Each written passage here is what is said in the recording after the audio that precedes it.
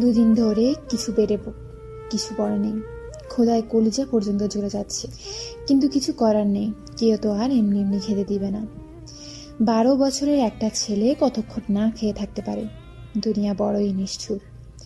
কতজনের কাছে গেছে কাজের বিনিময়ে খাবার চাইতে, কিন্তু সবাই তাকে দূর দূর করে তাড়িয়ে দিয়ে।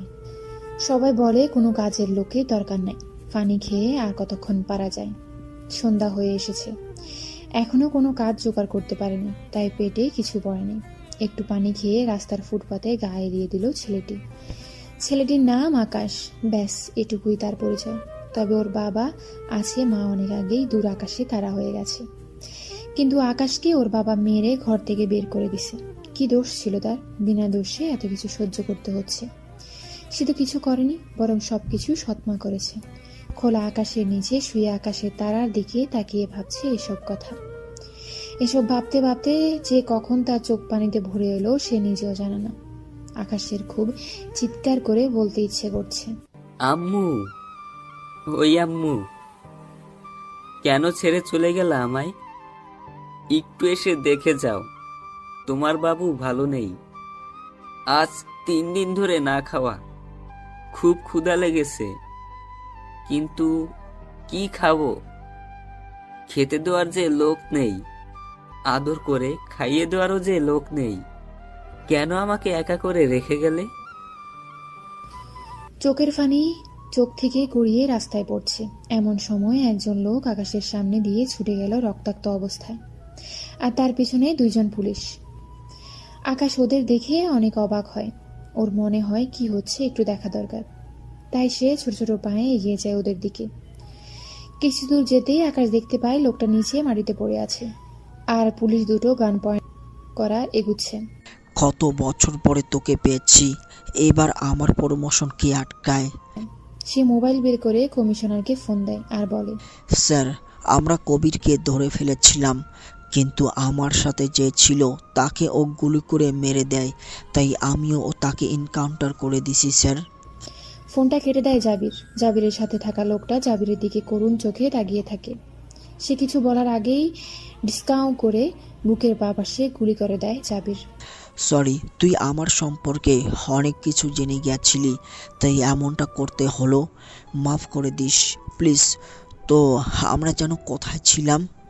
তুই একটা সাইকো জাবির, এভাবে কতদিন লুকিয়ে থাকবি? একদিন তোর সব কিছু সামনে আসবে। আমি ভবিষ্যৎ সম্পর্কে ভাবি না, তাই কাজটা ফিনিশ তো করি আগে। আর তুই আমাকে মাফ করে দিস, বোধহয় যেন পিছিয়ে পড়িস না। আকাশ এসব লুকিয়ে দেখছিল আড়াল থেকে। তার মনে হচ্ছে পুলিশ লোকটা খারাপ, তাই সে বেশি কিছু না ভেবে তার পাশে পড়ে থাকা পাথর হাতে নিয়ে গায়ে সব জোর দিয়ে মেরে দেয়। জাবির যখন গুলি করবে ঠিক তখনই একটা পাথর এসে জাবিরের মাথায় লাগে, এতটা জোরে যে তার সামনের সবকিছু কালো হয়ে আসে। হাত থেকে গান পড়ে যায়, মাথা ধরে বসে পড়ে। আকাশ আড়াল থেকে বেরিয়ে শুয়ে থাকা লোকটিকে বলে, তাড়াতাড়ি পালিয়ে যান আপনি। এটা শুনে লোকটা আকাশের দিকে তাকালো। সে দেখে একটা ছেলে দেখতে সুন্দর, কিন্তু জামা কাপড় অনেক ময়লা।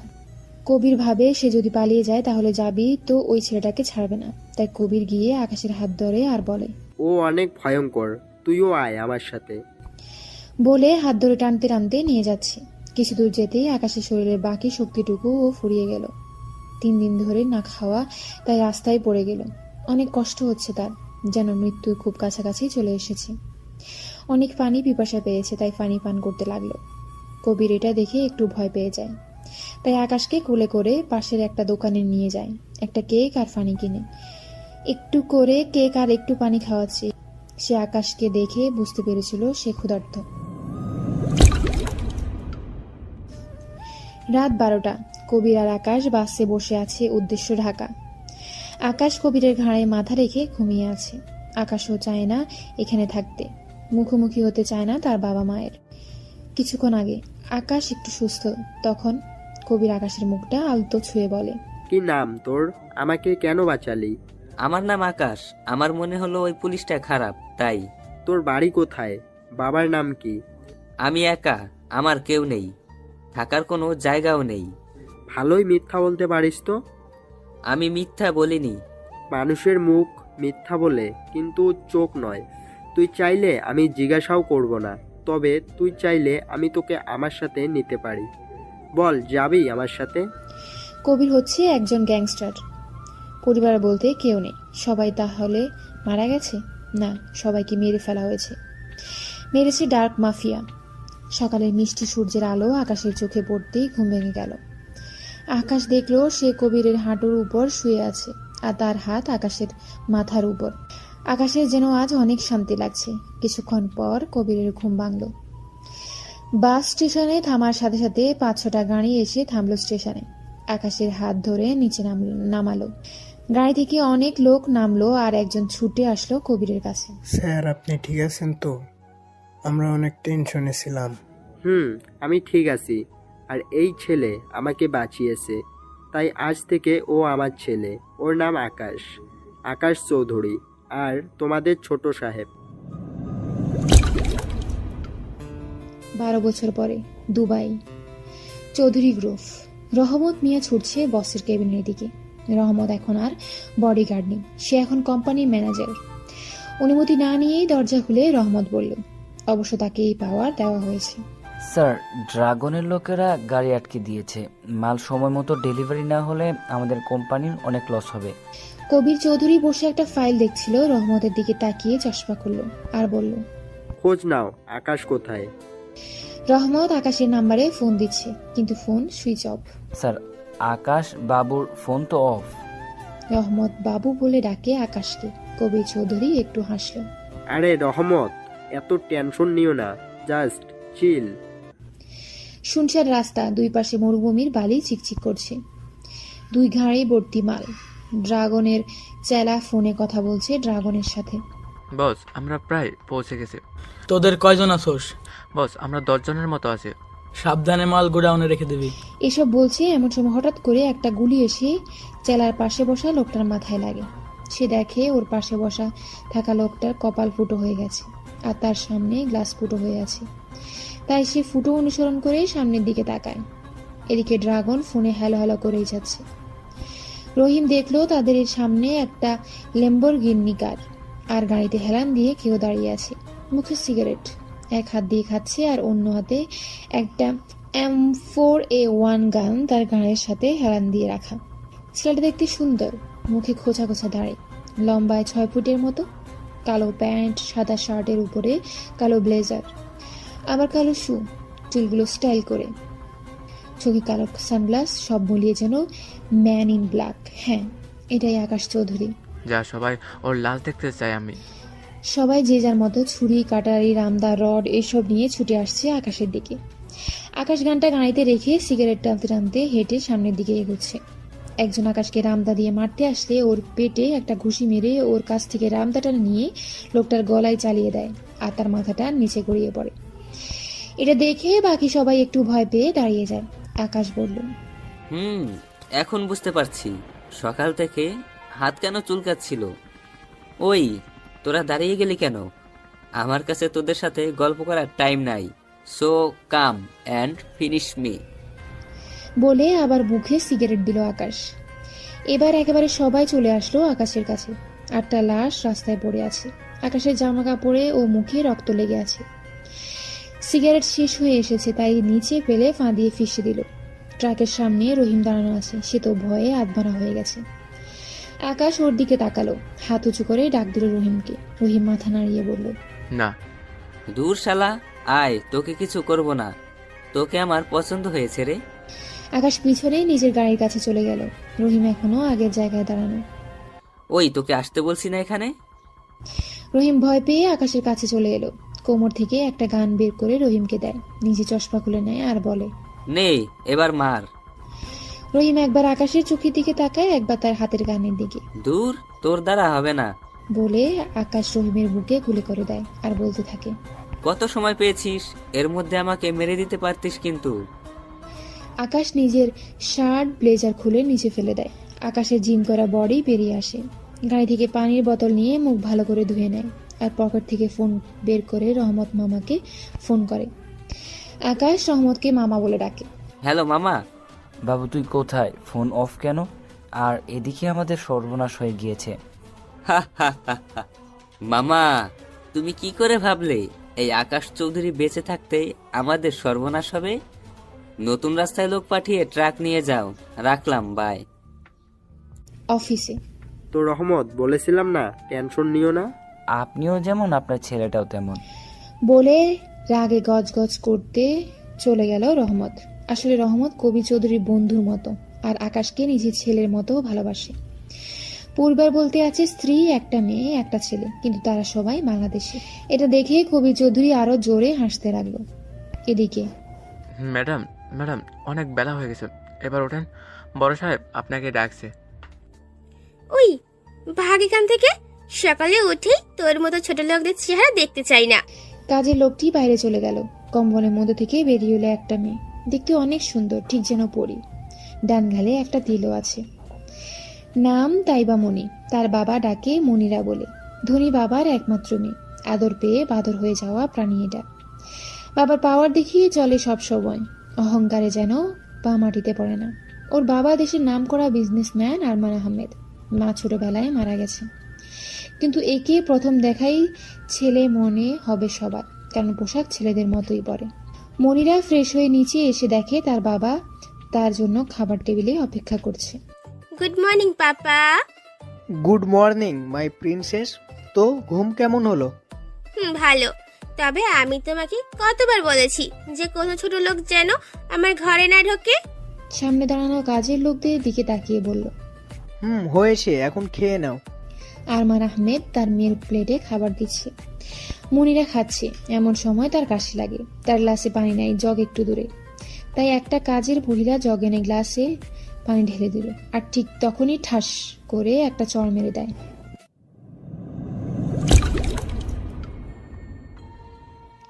মনিরার কাশি লাগায় একটা কাজের লোক ওর গ্লাসে পানি দিতে গেলেই মনিরা ওই লোকটিকে কষে একটা থাপ্পড় দেয়। কত বড় সাহস তোর, তুই আমার হাতে গ্লাস দিস? তোকে আমি। আবার চর মারতে গেলে আরমান আহমেদ ওকে আটকায়, আর ইশারায় কাজের লোকদের চলে যেতে বলে। মনিরা তার বাবার দিকে তাকায়। মনিরা, এটা কিন্তু অনেক বাড়াবাড়ি। আচ্ছা, তুমি তো ওদের দেখতে পারো না, তাহলে ওদের বিদায় করে দিই, কি বলো? দাও, ওদের মুখ আমি আর দেখতে চাই না, যত সব। তাই বলে দিই। তাহলে আমাদের বাড়ির সব কাজ তোমাকে আর আমাকে করতে হবে। রান্না করা, ঘর পরিষ্কার করা, সব কিছু দেখাশোনা। কি বলো, করতে পারবে তো? যদি পারো তাহলে আমি ওদের বিদায় করে দিচ্ছি। মনিরা কোনো কিছু বলল না, সোজা নিজের রুমে চলে গেল। রুমে বসে সে ভাবছে। পাপা তো কথাগুলো ঠিকই বলেছে, কিন্তু ওদের যে সহ্য হয় না আমার। রাতে কবির চৌধুরী বাড়িতে সোফায় বসে টিভি দেখছে। তখন আকাশ দরজা খুলে পেছন দিয়ে বিনা শব্দে নিজের রুমের দিকে যেতে লাগলো। আকাশ, এদিকে আয়। ইস, কিভাবে দেখলে বড় আব্বু? তুমি তো অন্যদিকে ফিরেছিলে। আকাশ কবির চৌধুরীকে বড় আব্বু বলে ডাকে, কারণ তার আব্বু আছে, সেই শুধুমাত্র আকাশের আব্বু। ভুলে যাস না আমি তোর কে হই, আর তোকে সেই ছোট্টবেলা থেকে চিনি আমি। তাই আমার সাথে চালাকিতে পেরে উঠবি না। আচ্ছা বলো, কি বলবা? অনেক টায়ার্ড আছি। ফৌজিয়ার বিয়ের ডেট চলে এসেছে, তাই 2-1 দিনের মধ্যে রহমত আর তোকে বাংলাদেশ যেতে হবে। সব কিছু গুছিয়ে নে। ফৌজিয়া রহমত মিয়ার মেয়ে। তুমি যেটা বলবা সেটাই হবে। এখন যা, ফ্রেশ হয়ে খেতে আয়। ওকে। বলে আকাশ চলে গেল। রুমে গিয়ে শাওয়ার নিয়ে বাইরে এসে ফোনটা হাতে নিল। ডাইনি নামে একটা নম্বরে কল দিল। এটা ফৌজিয়া। আকাশ তাকে ডাইনি নামেই ডাকে, নিজের বোনের মতোই ভালোবাসে। ফৌজিয়া দেখতে অনেক সুন্দর, অনেক ভদ্র, মনে কোনো অহংকার নেই। হ্যালো ভাই। কিরে ডাইনি, কেমন আছোস? ভালোই। ভালোই তো থাকবি, কারণ আমাদের জ্বালিয়ে তোর হয়নি। এখন আমাদের ভোলাবালা দুলাবাইটাকে শেষ করবি। বুঝেছি, তোর মার খাইতে ইচ্ছা করছে, তো কবে আসবি? পরশু। বল কি কি লাগবে আমার একমাত্র বোনটার? আমার কিছু চাই না, তুই আসলেই হবে। মামি, রিমন ওরা কোথায়? সবাই কাজে ব্যস্ত, আমি বসে বোর হচ্ছি, তুই তাড়াতাড়ি আয়। Okay bye. বলে কল রেখে দিল। ওরা কেউ আকাশের প্রবেশন সম্পর্কে কিছু জানে না, মানে আকাশ যে গ্যাংস্টার এটা ওরা জানে না। ওরা সবাই জানে আকাশ একটা ভদ্র ছেলে যে কিনা ব্যবসা সামলাচ্ছে। পরের দিন মনিরাকে আরমান আহমেদ ঘুম থেকে ডেকে তুলল। ফ্রেশ হয়ে নাস্তা করে গাড়ি নিয়ে কলেজে বেরিয়ে পড়ল। নিজের গাড়ি নিজেই চালাচ্ছে কলেজে যাওয়ার জন্য। মনিরা অনার্স প্রথম বর্ষের ছাত্রী, আর সাথে আছে বাপের দান করা কয়েকটা বডিগার্ড। কলেজে মন খারাপ করে বসে আছে, কারণ তার বেস্ট ফ্রেন্ডের বিয়ে কয়দিন পরে, আর সেটা হলো ফজিয়া। হঠাৎ কলেজের বিফির ভাই রবিন মনিরার কাছে এসে বলল, হাই মনি, কেমন আছো? একে দেখলেই যেন মনিরার গা জ্বলে।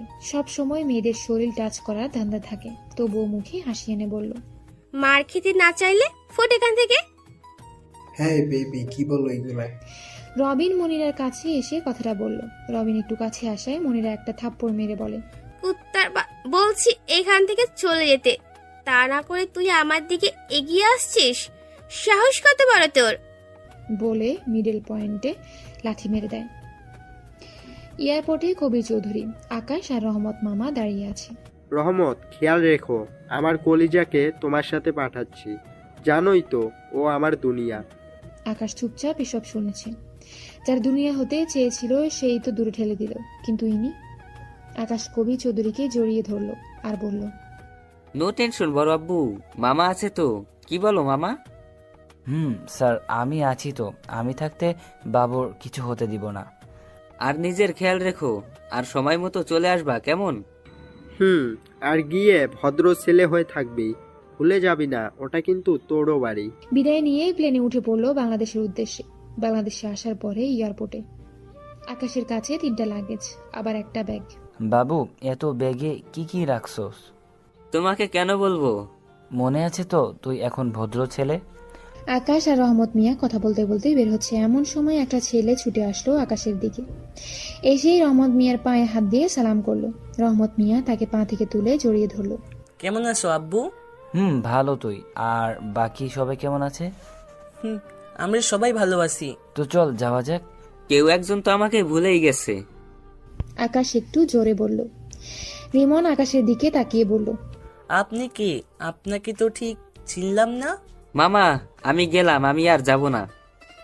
আরে আরে, তুই চলে গেলে আমার মাথায় একটা চুলও রাখবি না ওই ডাইনি। তাই তোকে আমার চুলের কসম, তুই যাস না, ফিরে আয়। আরে কি বলে না গানে, হ্যাঁ, জিও না সাথী ও। হারামি, তুই শুধরবি না, তাই না? আকাশ রিমনকে জড়িয়ে ধরে। আকাশ আর রিমন ছোটবেলা থেকেই অনেক ভালো বন্ধু। রাত 11টা। রহমত মামার বাড়িটা অনেক বড় আছে, আর বিয়ে বলে সাজানো দেখতে অনেক সুন্দর লাগছে। রিমন দরজার কলিং বেল দিচ্ছে। রিমনের আম্মু নুসরাত বেগম দরজা খুলে রহমত মামাকে জড়িয়ে ধরে কান্না শুরু করে দিল। আরো অনেক কিছু বলল। আকাশ মামির সাথে কথা বলে নিল। আসার সময় তারা খেয়ে এসেছিল, তাই না খেয়েই রুমে চলে গেল। হ্যাঁ, এ বাড়িতে আকাশের জন্য আলাদা রুম আছে। ফ্রেশ হয়ে ঘুম দিল। সকালে, আকাশ, আকাশ, অনেক বেলা হয়েছে, ওঠ, কত কাজ পড়ে আছে, বিয়ে বাড়ি বলে কথা। আকাশ তাড়াহুড়ো করে উঠতেই ডাইনিটা লাফাইতে আকাশের রুমে প্রবেশ করলো। এসেই আকাশের বিছানায় বসে পড়ল। নাও, শুরু হয়ে গেল। আকাশ প্রেশন নিচে আয়। ভাই, আমার জন্য কি এনেছিস? কিছু না, তুই তো বলছিলি তোর কিছু চাই না।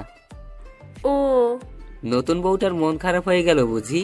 ওখানে লাল লাকেশটা তোর জন্য, যা দেখ কিছু পছন্দ হয় কিনা। আকাশ 3টা লাগেজ নিয়ে এসেছিল। লালটা ফজিয়ার, কালোটা বাড়ির সবার জন্য, আর সাদাটা নিজের বাবার জন্য, যে কিনা আকাশকে বাড়ি থেকে বের করে দিছিল। আকাশের বাংলাদেশে আসা 2টাই উদ্দেশ্য, 1 ফজিয়ার বিয়ে, 2 বাবাকে এক পলক দেখা।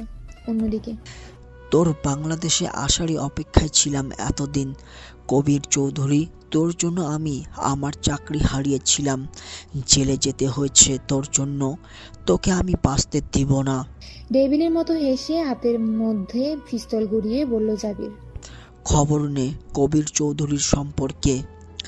আকাশ সকাল থেকে কাজ করছে, এমন ভাবে আছে যে কেউ বুঝবে না সে একজন কোটিপতি। একটা টি শার্ট, একটা প্যান্ট আর 1 জোড়া স্যান্ডেল পরা দেখে মনে হচ্ছে না। কেমন মনে হচ্ছে আপনারা ভেবে নিন। ফজিয়া বাইরে এসে উঁকি মারছে। আকাশ সেটা খেয়াল করেছে। সে আকাশের কাছে চলে আসলো আর বলল, ভাই। আকাশ হাত ধরে করুণ লোকে তাকালো। আকাশ একটু হেসে বলল, বল কি লাগবে। আকাশ জানে ফৌজিয়ার এমন লোক মানে ওর কাছে কিছু চাই, কারণ নিজের বোন ভাবে তাকে, তাই তার সব কিছু জানা কর্তব্য। আকাশ মনে মনে বলল, ইস, আমার যে কেন একটা বোন থাকলো না। অভ্র শপিং মলে আসবে আজকে, আমিও যাব। প্লিজ কিছু কর। যেতেই হবে? হুম। তুই যে কি, মামা মামিকে কি বলবো এখন? জানি না, প্লিজ প্লিজ।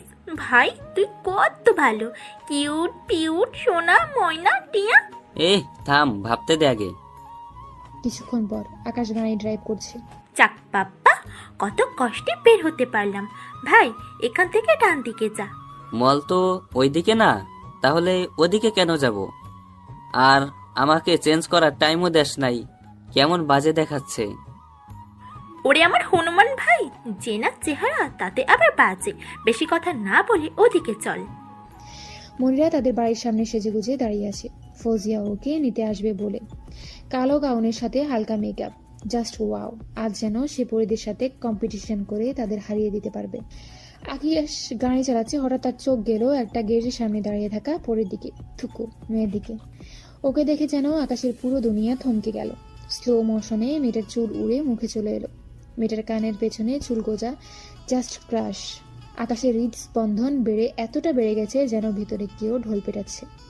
হঠাৎ আকাশ মেয়েটার থেকে চোখ ফিরিয়ে নেয়, নিজেই নিজেকে বলতে থাকে, কন্ট্রোল আকাশ, কন্ট্রোল। এসবে মোহিত হলে চলবে না, তোকে যে তোর বড় আব্বুর কথা শুনতে হবে। বলে আবার মেয়েটার দিকে তাকালো। যাই হোক, মেয়েটা অনেক সুন্দর। ভাই এখানে দাঁড়াও। মেয়েটা পাশে আসায়, আয় উঠে আয়। ফৌজিয়া মেয়েটাকে মানে মনিরাকে বলল। মনিরা একবার আকাশের দিকে তাকালো ভালো করে। তোকে আমি কতবার বলবো যে এসব ছোট লোক চাকর বাকর নিয়ে আমার সাথে দেখা করতে আসবি না। মনি কি বলছিস এসব? আকাশ এত সময় মেয়েটার সম্পর্কে যা ভেবেছিল এক মুহূর্তেই সব পানিতে ধুয়ে গেল। এখন আকাশের চোখে মেয়েটা সুন্দরী নয়, বরং অহংকারী। তোকে আমি বারবার বলেছি ড্রাইভার না নিয়ে আসতে, এনেছিস ভালো কথা। ওর কাপড় চোপড় দেখেছিস কতদিন পরিষ্কার করে না মনে হচ্ছে কোনো এক ফকির। মনিরা গাড়িতে না উঠে গাড়ির বাইরে দাঁড়িয়ে কথাগুলো বলছে।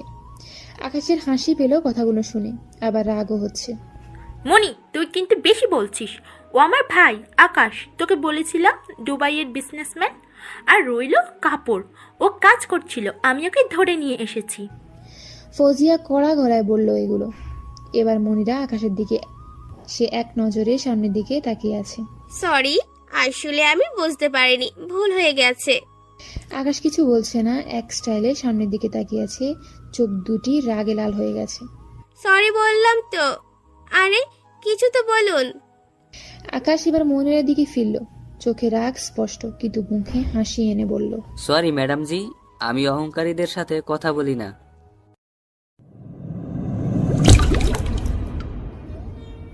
আকাশ, ফৌজিয়া আর মনিরা তিনজনেই মলে পৌঁছে গেল। পথে মনিরা অনেকবার আকাশের দিকে তাকালেও আকাশ একবারও তার দিকে ফিরে তাকায়নি, কারণ আকাশ অহংকারীদের সহ্য করতে পারে না। তোরা যা, আমি আসছি। না তা হবে না, চল আমার সাথে। বলে হাত ধরে টেনে নিয়ে গেল ফৌজিয়া। মনিরার এখন অনেক রাগ হচ্ছে যে আকাশ তার দিকে একবারও তাকাচ্ছে না, ভাব নিচ্ছে। তার ভাব দেখার টাইম এই মনিরার নাই। কিছু দূর যেতেই অব্র চলে আসলো। আকাশ তাকে আগে থেকে চিনে। আসলে ফৌজিয়া বিয়ে যখন ঠিক করা হচ্ছিল তখন আকাশ বাংলাদেশেই ছিল, আর আকাশ ফৌজিয়ার ছোট। দুলাভাই কেমন আছেন? আলহামদুলিল্লাহ ভালো, তুমি? আছি ভালোই। তা তোমার এই অবস্থা কেন? আকাশ রাগী চোখে ফৌজিয়ার দিকে তাকিয়ে বলল, সব দোষ এই ডাইনিটার, ওর নাকি আর বলতে পারলো না। ফৌজিয়া আকাশের মুখে হাত দিয়ে চেপে ধরেছে।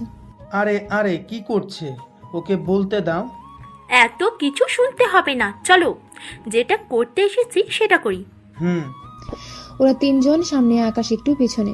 দুলাভাই এখন থেকে তাই এই শাসন, অন্য দিনগুলো তো বাদই দিলাম। ভেবে নিন, ডাইনিটাকে কি রাখবেন নাকি নিজেই ডাইনিটার জামাই হয়ে যাবেন? তবে রে হারামি, তুই দাঁড়া। বলে আকাশের দিকে ছুটে আসতে লাগলো ফৌজিয়া। অব্র ফৌজিয়ার হাত ধরে বলল, আমি তোমাদের ডাইনিটাকে নিজের কাছে রাখতে চাই, অনেক আপন করে। একে অন্যের চোখের দিকে তাকিয়ে আছে। আকাশ আস্তে করে ওদের কাছে চলে গেল আর বলল, ও মা গো টুরুলাভ। আকাশ আর অব্র একটু দূরে বসে আছে, আর ফৌজিয়া আর মনিরা কেনাকাটা করছে। আচ্ছা, তুই তো বলেছিলি ওটা তোর ভাই, কিন্তু কেমন ভাই? ফৌজিয়া হালকা হেসে উত্তর দিল, আমার ভাই মানে আমার ভাই। ধুরো, তোর সাথে কথা বলাই বেকার। আচ্ছা, এগুলো কার জন্য কিনছিস? আচ্ছা চল তোকে একটা জিনিস দেখাই।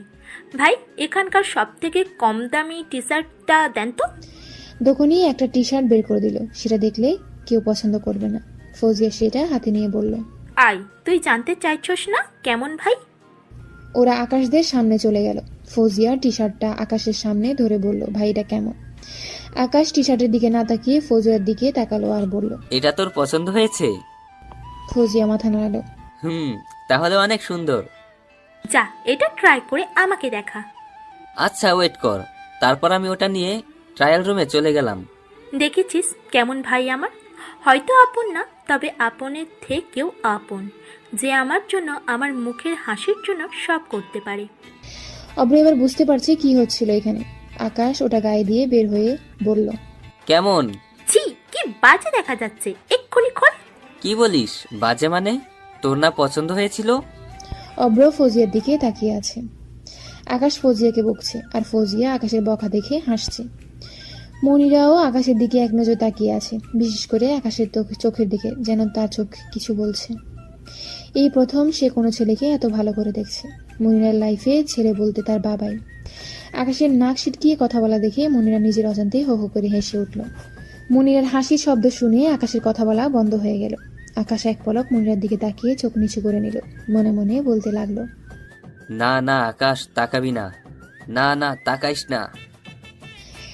বেহা চোখ তার কথা কানে তোলেনি। আকাশ মনিরার সেই মুগ্ধ ঝরা হাসি দেখছে। আকাশ আশেপাশে তাকাচ্ছে, সবকিছু থমকে গেছে শুধু মনিরা বাদে। সে হাসতেই আছে। আকাশ ফৌজিয়া বাড়িতে ফিরে এলো। মনিরাও আছে সাথে, কিন্তু এসে যা দেখে সেটা দেখে মাথায় রক্ত উঠে যায়। রহমত মামার বাড়িটা অনেক বড়, বাড়ির সামনে অনেক জায়গা, সামনে গেট। আকাশেরা গেট দিয়ে ঢোকার সময় আশেপাশে তাকিয়ে দেখে সবকিছু লন্ডভন্ড হয়ে পড়ে আছে। আকাশ তাড়াতাড়ি গাড়ি থেকে নেমে বাড়ির ভিতরে ছুটে গেল। ফৌজিয়া আর মরিনা সাথে আছে। পরে যেটা দেখলো সেটা আকাশ আশা করেনি। সবাই এক জায়গায় গোল হয়ে দাঁড়িয়ে আছে, বাড়ির মধ্যে সবকিছু ভাঙাচোরা, আর মামি অজ্ঞান হয়ে আছে। মামার চুলগুলো এলোমেলো করা, রিমনের গাল দিয়ে রক্ত বের হচ্ছে। আকাশও ওদের মাঝে চলে গেল। রিমন, কি হয়েছে? কে করেছে এসব? কড়া গলায় চোখ দিয়ে যেন আগুন বের হচ্ছে আকাশের। আকাশের এমন অবস্থা দেখে রহমত মামা আকাশের কাছে চলে আসে। আকাশবাবু, তোরা কখন এলি? এখানে তো কিছুই হয়নি। না, রহমত মামা চোখে স্পষ্ট পানি দেখা যাচ্ছে। রিমন, বল কি হয়েছে? কে করেছে এসব? সাব্বির করেছে। ও ফৌজিয়াকে পছন্দ করত আর আজ ওকে তুলে নিয়ে যেতে এসেছিল। ওই করেছে এসব। মাকেও চড় মেরেছে, ফলে সে অজ্ঞান হয়ে গেছে। আমাকে মেরেছিল, তখন বাবা ঠেকাতে আসলে বাবাকে ফেলে দেয়। চল আমার সাথে। বলে রিমনের হাত ধরে টেনে নিয়ে যেতে লাগলো। মামা বলে, আকাশ, তুই কিন্তু তোর বাবাকে কথা দিয়েছিস, সেটা ভুলে যাস না। কথা দিয়েছি ভদ্র থাকার, তাই বলে আমার মাকে যে মারবে, যে আমার বাবার সমান মামাকে ধাক্কা দিয়ে ফেলে দিবে আর আমার ভাইকে মেরে রক্তাক্ত করবে, আমি কি সেটা দেখেই যাব? কিছু করব না? আর এমন শিক্ষা তোমরা তো আমাকে দাওনি। বলে রিমনের হাত ধরে বেরিয়ে গেল আকাশ। রহমত মিয়া আকাশকে ভালো করে চিনে, কি ঘটতে চলেছে সেটা আগে থেকেই বুঝতে পারছে। না, আমাকে বড় সাহেবকে জানাতে হবে, এক্ষুনি জানাতে হবে। বলে ফোন বের করে দুবাইতে কল দিল সে। কবির চৌধুরী বসে বসে চা খাচ্ছে আর টিভিতে খবর দেখছে, এমন সময় তার কল এলো। বলো রহমত। স্যার, বাবু কিন্তু এখানে কোনো এক অঘটন ঘটাতে চলেছে। বলে একটু আগের ঘটে যাওয়া সবকিছু খুলে বলল। আমার ছেলে কোনোদিন ভুল সিদ্ধান্ত নিতে পারে না। ওদের সাথে এমনটা হওয়াই উচিত। আকাশের জায়গায় আমি হলে ও একই কাজ করতাম। রহমত কিছু বলছে না, কি বলবে বলার কিছু নাই। এটা নিয়ে বিয়েতে কোনো সমস্যা হবে না, আমি কথা দিলাম। বাই। মনিরা কিছুই বুঝতে পারছে না কি হচ্ছে এখানে, তবে তাকে বেশ ভাবাচ্ছে আকাশের কর্মকাণ্ডগুলো। রহমত মিয়া মাথায় হাত দিয়ে মাটিতে বসে পড়ল। বাবাকে এমন ভাবে বসতে দেখে ফৌজিয়া দৌড়ে বাবার কাছে চলে গেল। ভাইয়ের জন্য চিন্তা হচ্ছে বুঝি, দেখো ওদের কিছু হবে না। রহমত মিয়া ফৌজিয়ার মাথায় হাত বুলিয়ে বলল, চিন্তা তো হচ্ছে, তবে আকাশের জন্য না, ওই বখাটেদের জন্য। না জানি তাদের আজ কি হয়। রিমন আকাশকে নিয়ে সাব্বিরদের আড্ডাখানায় আসলো। সাব্বিরের সাথে আরো 10 জনের মতো লোক আছে। এটা দেখে রিমন বলল, আকাশ, কি দরকার এসব ঝামেলার? আমরা পুলিশের সাহায্য নিব। আরে বেটা, তুই শুধু একবার ভাব, ওরা তোর মা বাবার সাথে কি করেছে। তারপর বল, এদের কি ছেড়ে দেওয়া যায়? না, এদের তো কঠিন শাস্তি হওয়া উচিত, আর যেটা এখন আমি এদের দিব। রিমন রাগ নিয়ে সাব্বিরদের সামনে চলে গেল। আকাশ পেছনে আছে একটু দূরে। রিমনকে দেখে সাব্বির বলল, আরে শালা বাবু যে, কি করে আসলে এখানে? একটু আগে খাবারগুলো খেয়ে কি পেট ভরেনি যে আবার খেতে চলে এলে? প্রতিশোধ নিতে, তোকে মেরে প্রতিশোধ নিতে এসেছি। ওলে আমার শালা বাবু রাগ। ওই তোরা কি দেখছিস? তা শালা বাবু মারবা বুঝি? আচ্ছা মারো, না মারো। বসা থেকে উঠে রিমনের কাছে চলে এলো। রিমন চোখ বন্ধ করে দিল একটা চর, কিন্তু তার হাত কিছুতেই টাচ করেনি। তবুও ধুম করে শব্দ হলো। তাই সে চোখ খুলে দেখে সাব্বির নিচে পড়ে গাল কেটে রক্ত বের হচ্ছে। আরে ভাই, এক চড়াই কাত করে দিলি। আকাশ রিমনের হাত ধরে বলল। হঠাৎ করে একজন হাতে লাঠি নিয়ে আকাশদের দিকে ছুটে আসলো। রিমন এটা দেখে চোখ বন্ধ করে নেয়, আর আকাশ ওই লোকটার বুকে লাথি মেরে দেয়। আকাশ ওদের যেমন ভাবে মারছে যেন আকাশ কোনো ক্ষুধার্ত ভাগ, আর বাকি সবাই তারই শিকার। রিমন এটা দেখে যেন আকাশ থেকে পড়লো। একে একে সবাইকে মারলো সে, তবে জানে মারেনি, হাত পা ভেঙে দিয়েছে। সাব্বির এক কোনায় গুটি মেরে পড়ে আছে। দেখ, তুই এটা ঠিক করলি না, আমাদের গায়ে হাত দিছোস। সাব্বির আঙ্গুল নাচিয়ে বলছে। আকাশের রাগ মাথায় আবার এ আঙ্গুল নাচাচ্ছে। আকাশ এবার নিজের মাথা চুলকিয়ে বলল, হাত না, তোর এমন কিছু করব যাতে তোর হাতের কথা সব সময় মনে পড়ে। বলে আকাশ সাব্বিরের বাম হাত ধরে আর সব কয়টা আঙ্গুল ভেঙে দেয়। এবার নে, হাতের কথা খুব মনে পড়বে। সাব্বির যন্ত্রণায় ছটপট করছে, বাম হাতের 4টা আঙ্গুল ভাঙা।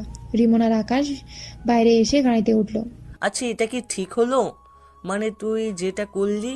দেখ, যেটা তোর করার কথা ছিল সেটা আমাকে করতে হলো, তাই কোনো কথা বলবি না, চুপ। আর বাড়িতে এসব কিছু বলার দরকার নেই, কেমন? কিন্তু ওদের কি হবে? কি আর হবে, হসপিটালে ফোন করে অ্যাম্বুলেন্স আসতে বল এখানে। রহমত মামা মাথায় হাত দিয়ে বসে আছে সোফায়। মামির জ্ঞান ফিরেছে কিছুক্ষণ আগে।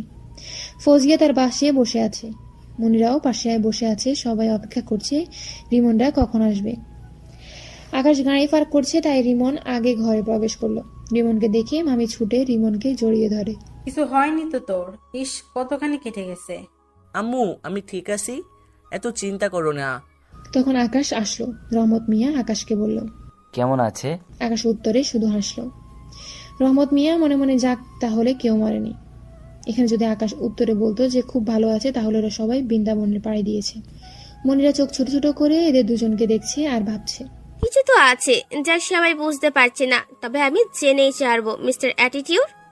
রাতের খাবার টেবিলে সবাই একসাথে খাবার খাচ্ছে। মনিরাও আছে, ও নাকি এখানেই থাকবে বিয়ের কদিন। আকাশের সামনে চেয়ারে বসে আছে সে, খাচ্ছে আর আকাশকে পর্যবেক্ষণ করছে। আকাশ, কালকে ফৌজিয়ার গায়ে হলুদ, অনেক কাজ আছে, তাই তাড়াতাড়ি উঠবি বলে দিলাম। তবে তুমি না ডাকলে উঠবো না। আচ্ছা বাবা, ডেকে দিব। মনিরা এখনো কেমন করে সন্দেহের চোখে আকাশের দিকে তাকিয়ে আছে। এটা আকাশ অনেক আগে থেকেই খেয়াল করছে, আর না পেরে আসতে বলে ওঠে, নিচের দিকে তাকিয়ে খা, আমার দিকে কি? রুমে আকাশ শুয়ে আছে, ঘুমাবে। এমন সময় একটা ফোন এলো। এটা আকাশের খবরের। হ্যাঁ বল।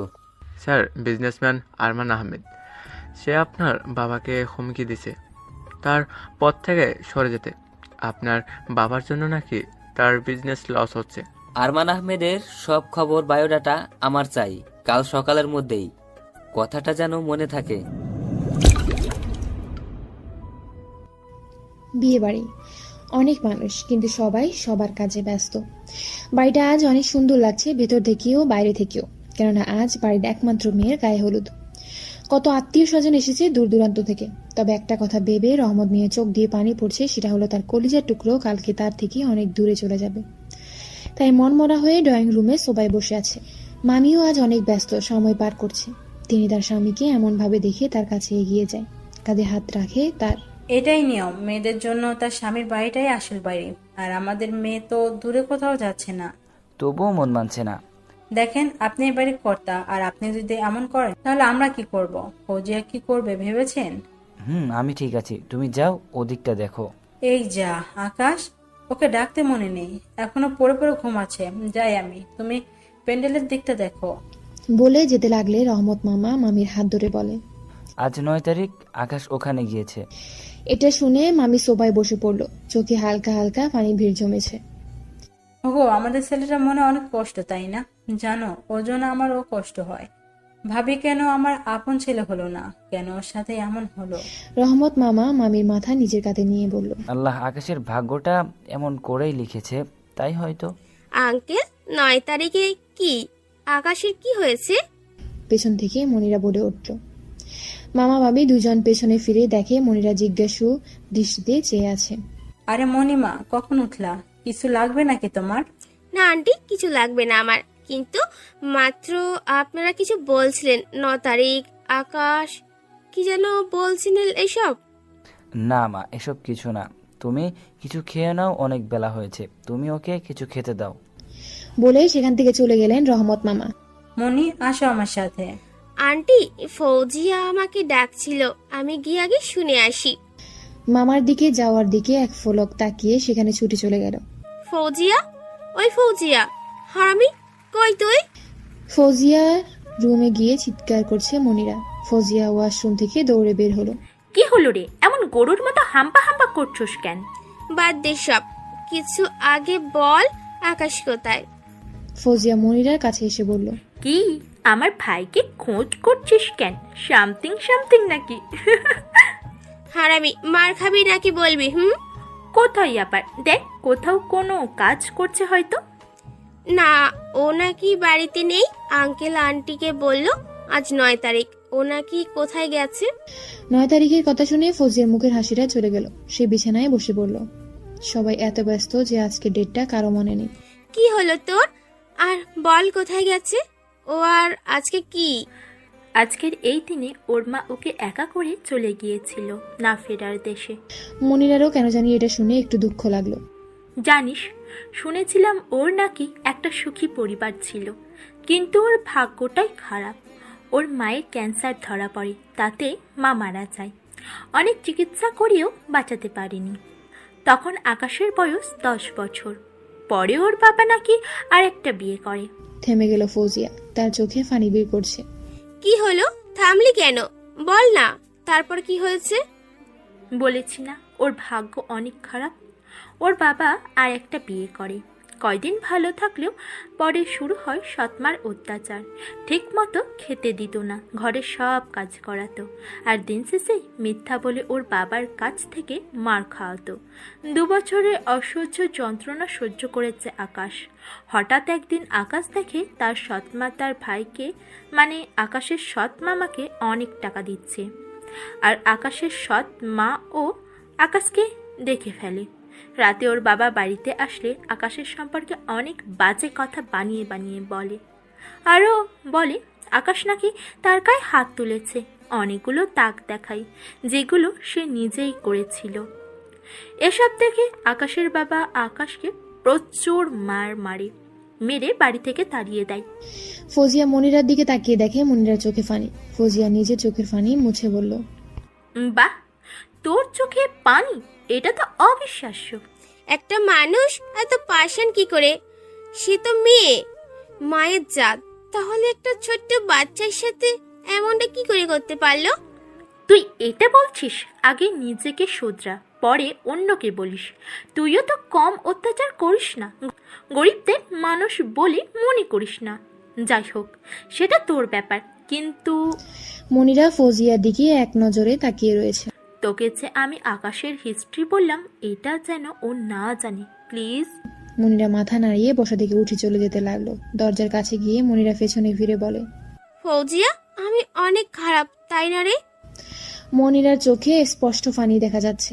ফৌজিয়া মুচকি এসে বলল, এটা তুই নিজেকেই জিজ্ঞাসা কর।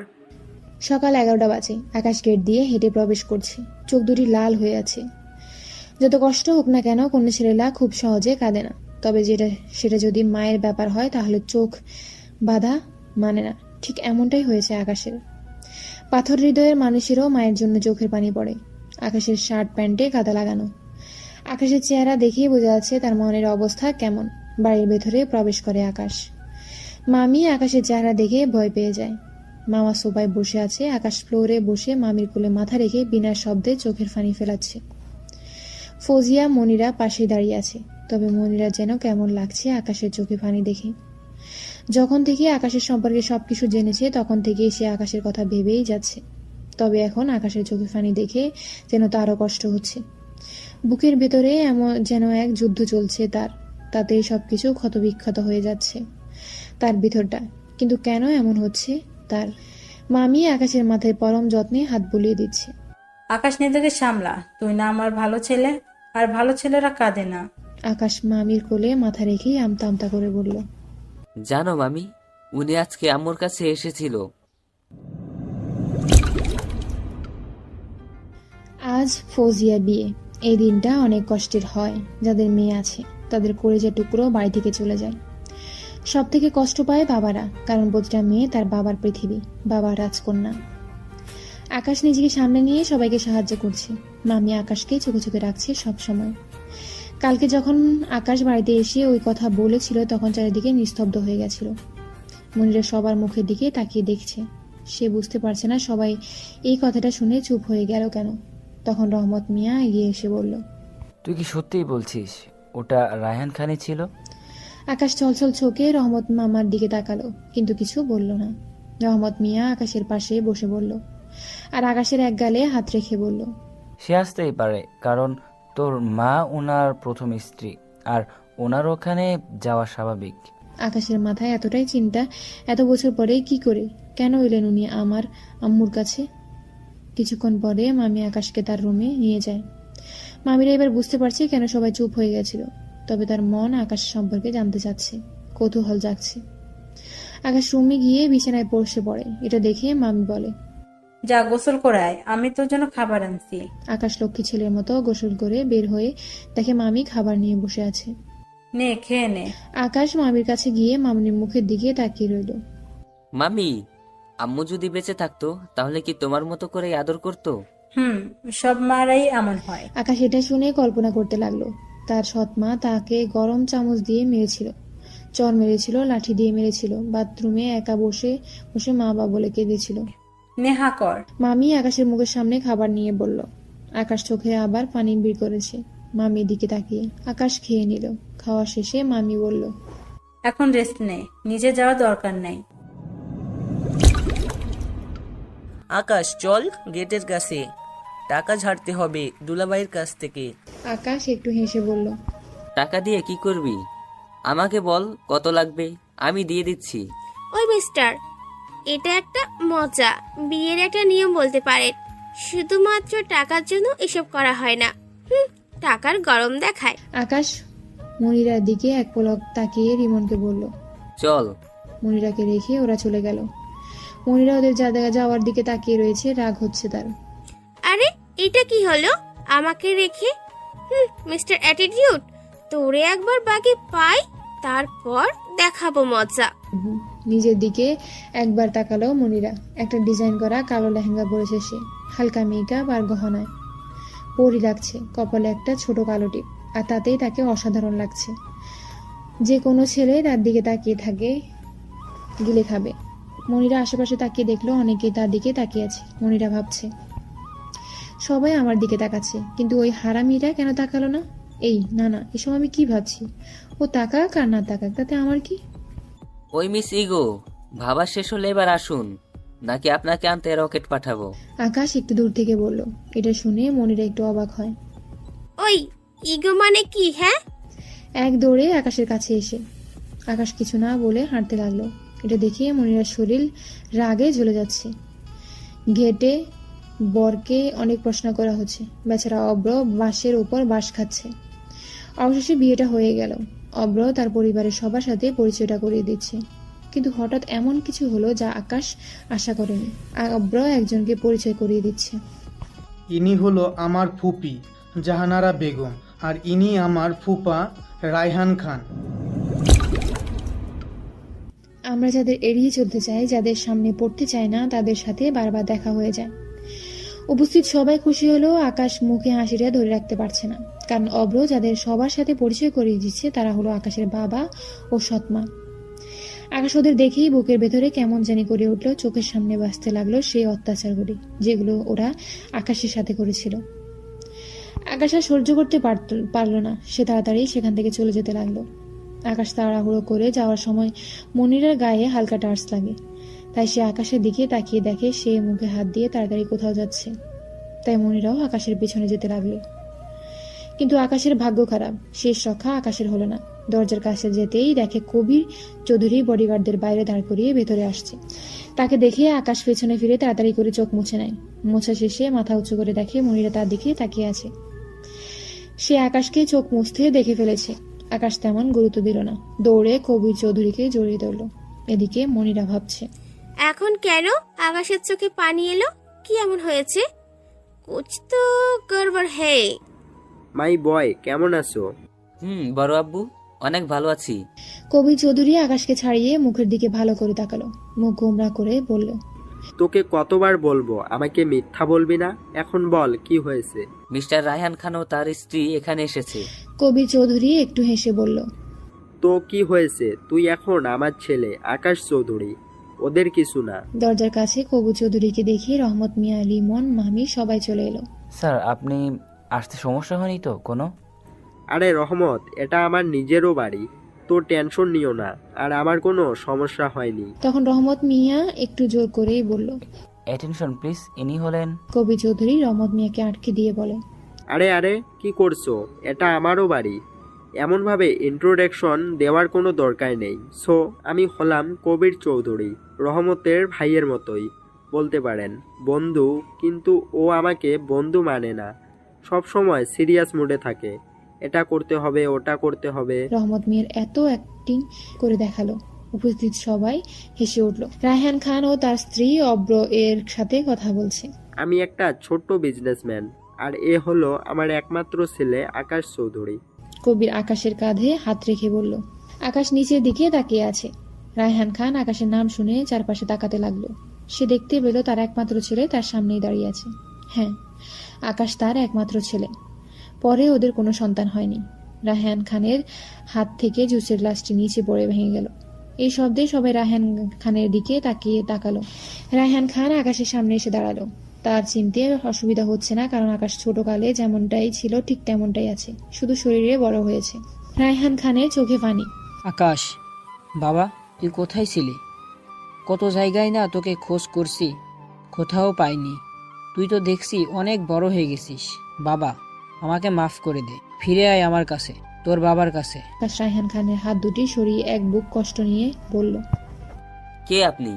আমার বাবা তো ইনি কবির চৌধুরী।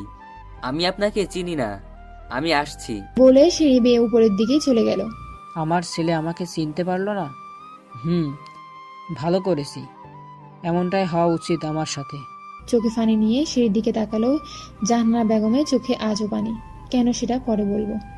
বিয়ে বাড়িতে হইচইয়ের বদলে নীরবতা পালন করা হচ্ছে। অবশ্য বিয়ে হয়ে গেছিল। অব্র ফৌজিয়ার দিকে তাকিয়ে আছে, কি হচ্ছে কিছুই তার মাথায় ঢুকছে না। অনেক প্রশ্ন মনে ঘুরপাক খাচ্ছে। ছাদের এক কোণে দাঁড়িয়ে আছে আকাশ। সারা শরীর কাঁপছে তার। পকেট থেকে সিগারেটের একটা প্যাকেট বের করে একটা সিগারেট মুখে নেয়। লাইটার দিয়ে জ্বালাতে যাচ্ছে, কিন্তু জ্বলছে না। রাগে নিচে আছড়ে মারে লাইটারটা, মুখ থেকে সিগারেটটা হাতে নেয় আর তাকিয়ে থাকে আকাশের দিকে। উনি আপনার আসল বাবা, তাই না? আকাশ পেছনের দিকে তাকিয়ে আবার সামনের দিকে ফিরে। মনিরা আকাশের কাছে এসে দাঁড়ায়। জানেন, জন্মের সময় মাকে হারিয়েছি। বাড়িতে যারা কাজ করত সবাই বলতো আমি নাকি রাক্ষসী। জন্মের সাথে সাথে মাকে খেয়ে ফেলেছি। আমার নাকি আরো অনেক সমস্যা আছে। এটা আমাদের এলাকার সবাই জেনে গেছিল। তখন আমি খুব ছোট ছিলাম। বাড়ির বাইরে অনেক শিশুরা খেলা করছিল, সবাই গরিব ঘরের। আমি তাদের সাথে খেলা করতে গেছিলাম। তারা আমাকে অনেক মেরেছিল আর বলেছিল আমি অনেক খারাপ। এটা আব্বুকে বলায় সে আমাকে ওদের কাছে নিয়ে যায় ওদের বিচার করতে। পরে ওখানকার লোকেরাও আমাকে রাক্ষসী বলে, খারাপ আরো অনেক কিছু বলতে থাকে। আব্বুকে নানা কথা শোনাতে লাগে।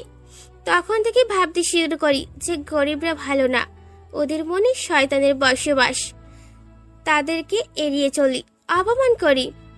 আকাশ মনিরার দিকে তাকায়। সুন্দর চেহারাটা কেমন মলিন হয়ে গেছে, চোখে পানি এসেও আটকে গেছে। জানেন, এই প্রথম কাউকে মনের কথাগুলো বললাম। এসব কিছু ফৌজিয়াও জানে না। তবে এখন বুঝে গেছি সব মানুষ এক না, খারাপ হলেও ভালো আছে অনেকেই। আকাশ কিছু বলছে না, তার মনে হচ্ছে এটা অন্য কেউ, যার মনে কোনো অহংকার নেই। আকাশ নিজের চোখ কানকে বিশ্বাস করতে পারছে না। নিচে চলুন, আজকে আপনার বোনের বিয়ে আর আপনি মন খারাপ করে এখানে দাঁড়িয়ে আছেন। আসুন আমার সাথে। আবার বলে আকাশের হাত ধরে টানতে লাগলো। মনিরা আকাশ মনির হাত ধরার দিকেই তাকিয়ে আছে। বস, অনেক চেষ্টা করেছি কিন্তু কবির চৌধুরীকে মারতে পারিনি। ভয়ে ভয়ে একটা ছেলে বলল জাবিরকে। জাবির চেয়ারে বসে হাতে পিস্তল ঘুরাচ্ছে। কবি বলেছেন, একবার না পারলে দেখো শতবার, কিন্তু আফসোস তুই তার জন্য থাকবি না। বলে ডিসকাউ করে লোকটার কপালে গুলি করে দিল। বস, আমাকে মারবেন না। কবির চৌধুরী অনেক চালাক, আমাদের কিছুই বুঝতে দেয়নি। আমরা তো ওর গাড়িকেও ফলো করছিলাম, কিন্তু কোথা থেকে অনেকগুলো গাড়ি এলো। 30টার মতো সব গাড়ি একই মডেল, একই কালার। কবির চৌধুরী গাড়ির মতো, এতে করেই ওকে মারতে পারলাম না। তবে বস, সে অনেক ভালো প্ল্যান করেছে বলতেই হবে। কথা শেষ, আবার ডিসকাউ করে গুলি করে দিল ওই চামচাকে। পিস্তল থেকে ধোঁয়া উঠছে, সেটা জাবির শুকছে আর বলছে, শালা আমার লোক হয়ে আমার শত্রুর প্রশংসা করে। ফৌজিয়ার বিদায়ের সময় মামি মনিরা অনেক কান্না করছে, যেন চোখ দিয়ে সাগর বয়ে যাবে। অন্যদিকে রহমত মামা, সে কান্না না করলেও তার কষ্টটা তার চেহারায় বেশি উঠছে। হয়তো সে ফৌজিয়ার কথা ভেবেই নিজেকে আটকে রেখেছে। আর রিমনকে তো পাওয়াই যাচ্ছে না। আকাশ নিজেকে শক্ত রেখে চারদিকটা সামলাচ্ছে। যদি সবাই ভেঙে পড়ে তাহলে তো মেয়ে বিদায় হবে না। আকাশেরও আজ কষ্ট হচ্ছে, তবে সেগুলো বুকের গহনে লুকিয়ে রেখেছে, কারণ আকাশ ও তো ফৌজিয়াকে নিজের বোন মানে। অবশেষে বিদায় হয়ে গেল। রহমত মামা ড্রয়িং রুমে সোফায় বসে আছে।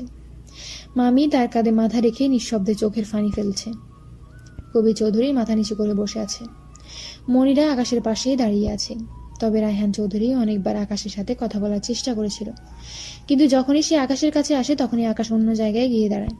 রায়হান চৌধুরী হতাশ হয়ে আকাশের দিকে করুণ চোখে তাকিয়েছিল, হয়তো কিছু বলতে চাচ্ছিল। রিমন কোথায়? ওকে দেখছি না যে।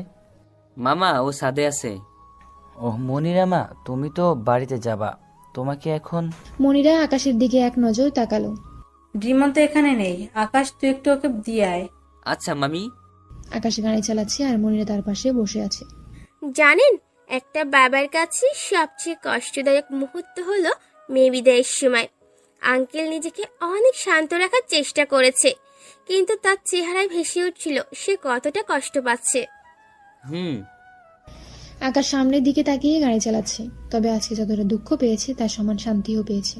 মনিরা আকাশের দিকে তাকিয়ে, আজকে মনকে হালকা করেছি, মনের ভিতর পুষে রাখা কথাগুলো কারোর সাথে শেয়ার করেছি। জানেন, এই যে ভালোবাসা, প্রেম, মহব্বত, আমার কোনো দিনই বিশ্বাস ছিল না। সবসময় ছেলেদের থেকে দূরে থেকেছি, জানি না কাকে ভালোবাসা বলে। শুনছেন তো কি বলছি আমি? ফৌজিয়া বলেছিল এটা নাকি একটা ফিলিংস, যে তার কথা ভাবলেই মুখে মুচকি হাসি চলে আসে, চোখ বন্ধ করলেই তার চেহারা চোখে ভাসে। এটা বলে মনিরা লম্বা একটা নিঃশ্বাস নিল আর বলল, যেদিন আপনার সম্পর্কে সবকিছু জেনেছি সেদিন থেকে আপনার প্রতি আমার এক অজানা অনুভূতি সৃষ্টি হয়েছে। সবসময় আপনার কথাই ভাবতে থাকি, কবে যে আপনি আমার এতটা প্রিয় হয়ে গেলেন নিজেও বুঝতে পারিনি। তাই তো সবসময় আপনাকে লুকিয়ে লুকিয়ে দেখি, চোখে চোখে রাখি। যদি এটার নাম ভালোবাসা হয়, তাহলে হ্যাঁ, আমি আপনাকে অনেক ভালোবাসি, যার জন্য নিজের সব কিছু ছাড়তে পারি, হোক সেটা জীবন হোক না কেন। অনেক ভালোবেসে ফেলেছি আপনাকে, প্লিজ দূরে সরিয়ে দিবেন না, প্লিজ। মনিরা চোখে পানি চিকচিক করছে। আকাশ সবকিছু মনোযোগ দিয়ে শুনছিল। হঠাৎ সে গাড়ি ব্রেক করলো, মনিরার দিকে তাকালো। সরি, আমাকে ক্ষমা করবে বলে মনিরার মুখে একটা স্প্রে করলো, আর মনিরার চোখের সামনে সব অন্ধকার হয়ে গেল। অজ্ঞান হয়ে আকাশের বুকে ঢলে পড়লো। আজকে সকালে আকাশ তার খবরিকে ফোন দিয়ে গালি দিতে থাকে যে আরমান আহমেদের খোঁজ এখনো তাকে দেয়নি কেন। লোকটি ভয়ে ভয়ে বলল, স্যার, আমি তো গতকালকেই মেল করে দিছি সবকিছু। আকাশ এটা শুনে ফোন কেটে দেয় আর ল্যাপটপ অন করে ইমেল চেক করে, যেখানে আরমান আহমেদের বায়োডাটা দেওয়া আছে। আর যখন আকাশ তার পরিবারকে লোক দেখে তো সে অবাক হয়ে যায়। আরমান আহমেদের একমাত্র মেয়ে, নাম তাইবা মনি, ডাকনাম মনিরা। আকাশ এটা দেখে হেসে ওঠে, যে তার শিকার তো তার পাশেই আছে। মনিরা আকাশের বুকের উপর অজ্ঞান হয়ে পড়ে আছে। আকাশ এক নজরে তার দিকে তাকিয়ে আছে। মনিরার চুলগুলো তার মুখের সামনে চলে এসেছে। এতে আকাশে দেখার সমস্যা হচ্ছে, তাই হাত দিয়ে পরম যত্নে চুলগুলো কানের পিছনে গুজে দিল। আমারও ইচ্ছে হয় তোমাকে ভালোবাসতে, নিজের করে নিতে, কিন্তু আমার জীবনের তো কোনো দাম নেই। একজনের দয়ায় বেঁচে আছি। তাকে কথা দিয়েছিলাম, তার কথা সব সময় শুনবো, তার কথা মতো নিজের লাইফ সাজাবো। এই জন্য তুমি এত কাছে থেকেও অনেক দূরে। আমাকে ক্ষমা করে দিও, আমি তোমার যোগ্য না। এই হাত পারে শুধু মানুষ খুন করতে, আদর করতে পারে না। আকাশ পিস করে বলছে। পাপা পাপা, তোমার ছেলে চলে এসেছে। জয় জাবিরের একমাত্র ছেলে, দেখতে একেবারে ফালোয়ানদের মতো, তবে স্টাইলিশ আছে। জাবির জয়ের দিকে তাকাচ্ছে না। জয় গিয়ে জাবিরের সামনে চলে গেল, তার সামনে বসে। পাপা কথা বলো, দেখো তোমার ছেলে কত বছর পর জেল থেকে এসেছে, আর তুমি। জাবির পাশে থাকা একটা লোককে ডাক দিল জয়। লোকটা জয়ের কাছে আসলো। জয় তার ঘাড়ে হাত রাখে আর বলে, পাপা কি হয়েছে, কথা বলছে না কেন? বলে ওই লোকটাকে মারতে লাগলো। লোকটাকে মেরে আধমরা করে ফেলেছে জয়। হঠাৎ জাবির বলল, কবির চৌধুরী দেশে এসেছে, আমি ওর লাশ দেখতে চাই শুধু। তোমার কাজ হয়ে যাবে। নিচে পড়ে থাকা লোকটার দিকে তাকিয়ে জয় বলল, সরি বাবা, কিছু বলছিলে না তাই রাগ হচ্ছিল। উনি তো আমার বাবা, তাই ওনাকে কি করে মারতে পারি বল, তাই রাগটা তোর ওপরেই ঝাড়লাম। নিচে পড়ে থাকা লোকটার গাল মুখ দিয়ে গড়গড় করে রক্ত বের হচ্ছে, ছটফট করছে।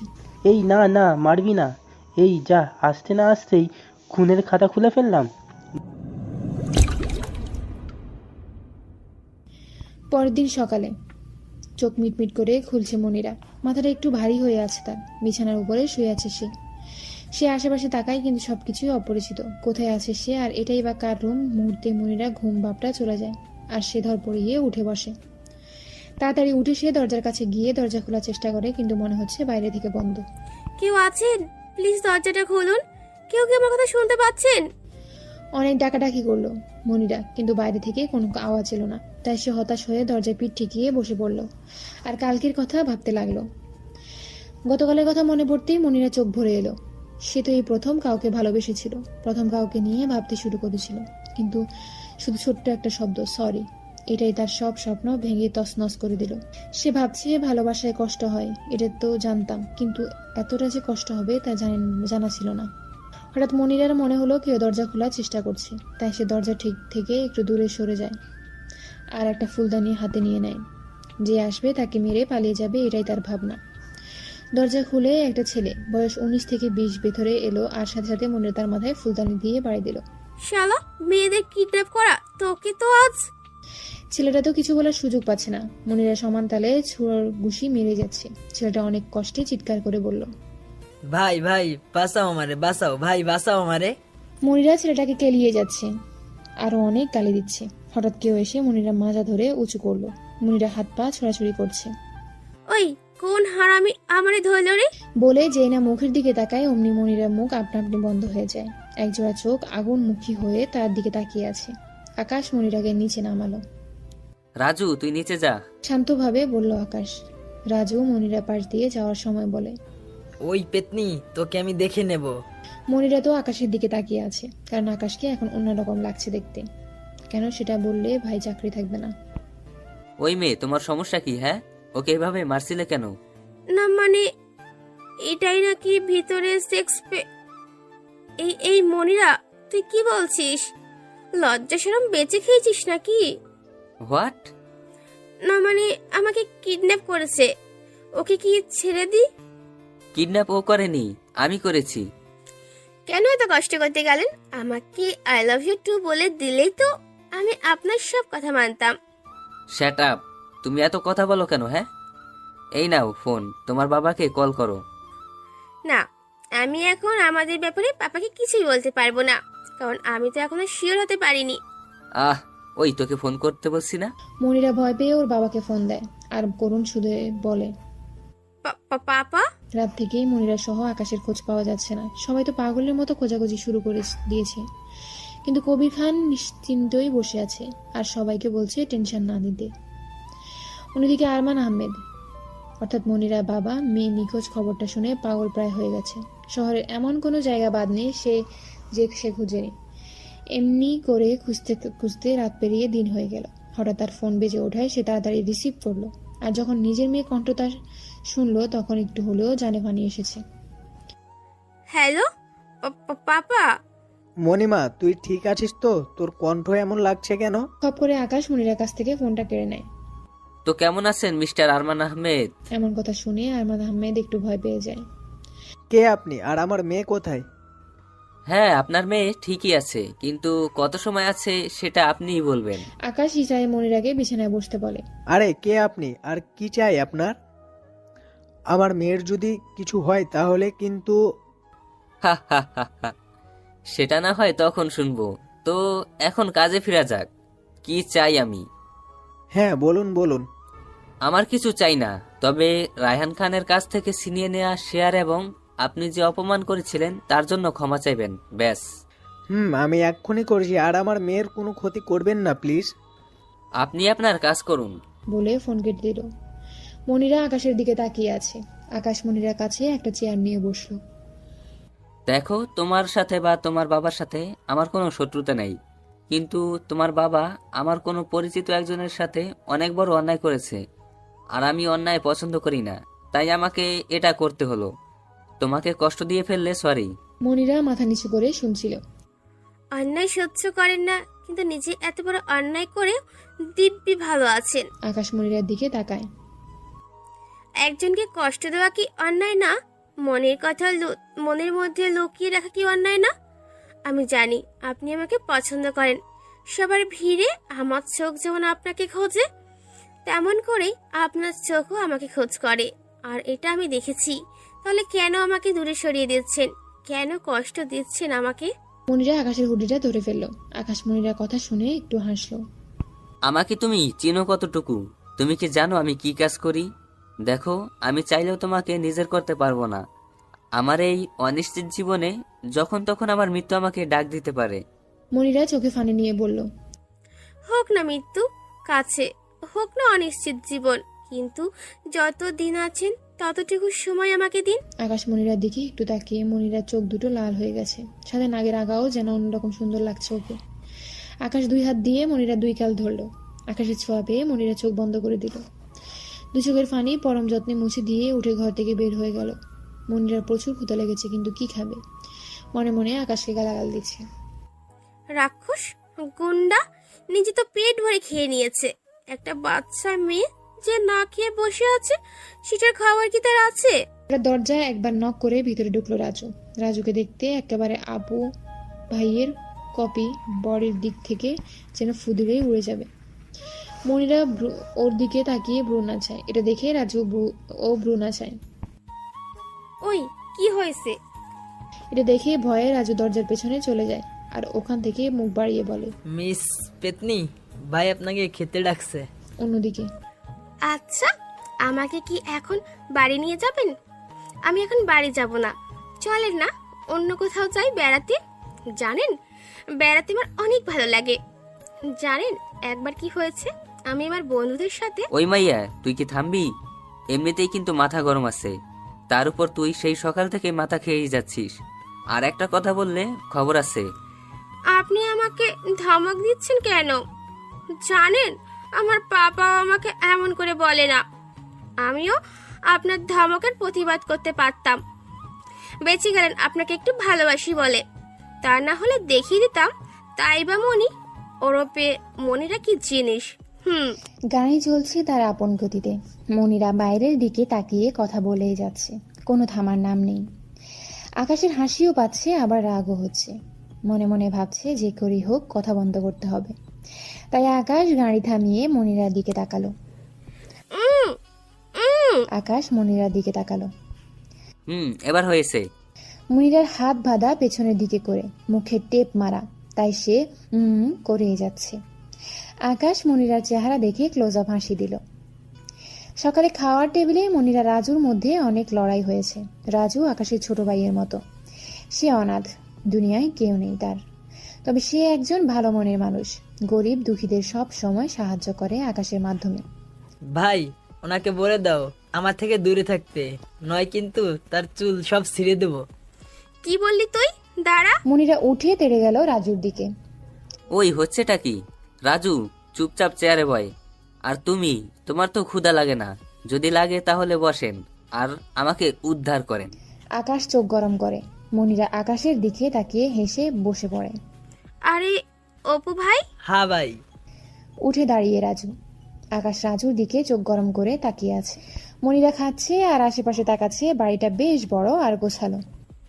আচ্ছা, এই বাড়িটা কার? কার আবার? আমার, মানে আমার ভাইয়ের। সবার খাওয়া শেষ। বাহ, আমি কোথাও দেখিনি বা শুনিওনি যে কাউকে কিডন্যাপ করে নিজের বাড়িতে এনে রাখে, আবার খাবারও খেতে দেয়। এতে কি বোঝা যায়? বোঝা যায় যে আরে কি বোঝা যায়? মনিরা একটু হেসে বলে। আমার অনেক লজ্জা করে শেষের বাড়ির কথা নিজের মুখে দিয়ে কি করে কই। আকাশ এটা শুনে সেখান থেকে উঠে উপরের দিকে যেতে লাগে। তোর এই আশা কোনোদিনও পূরণ হবে না রে পেতনি। মনিরা রাজুর দিকে চোখ গরম করে তাকিয়ে পড়ে। কি বললি তুই? না, তুই বল। পেতনি শুনতে ভালোই লাগে। শোন, কাছে আয়। রাজু মাথা নাড়ায়। আয়, কিছু বলবো না।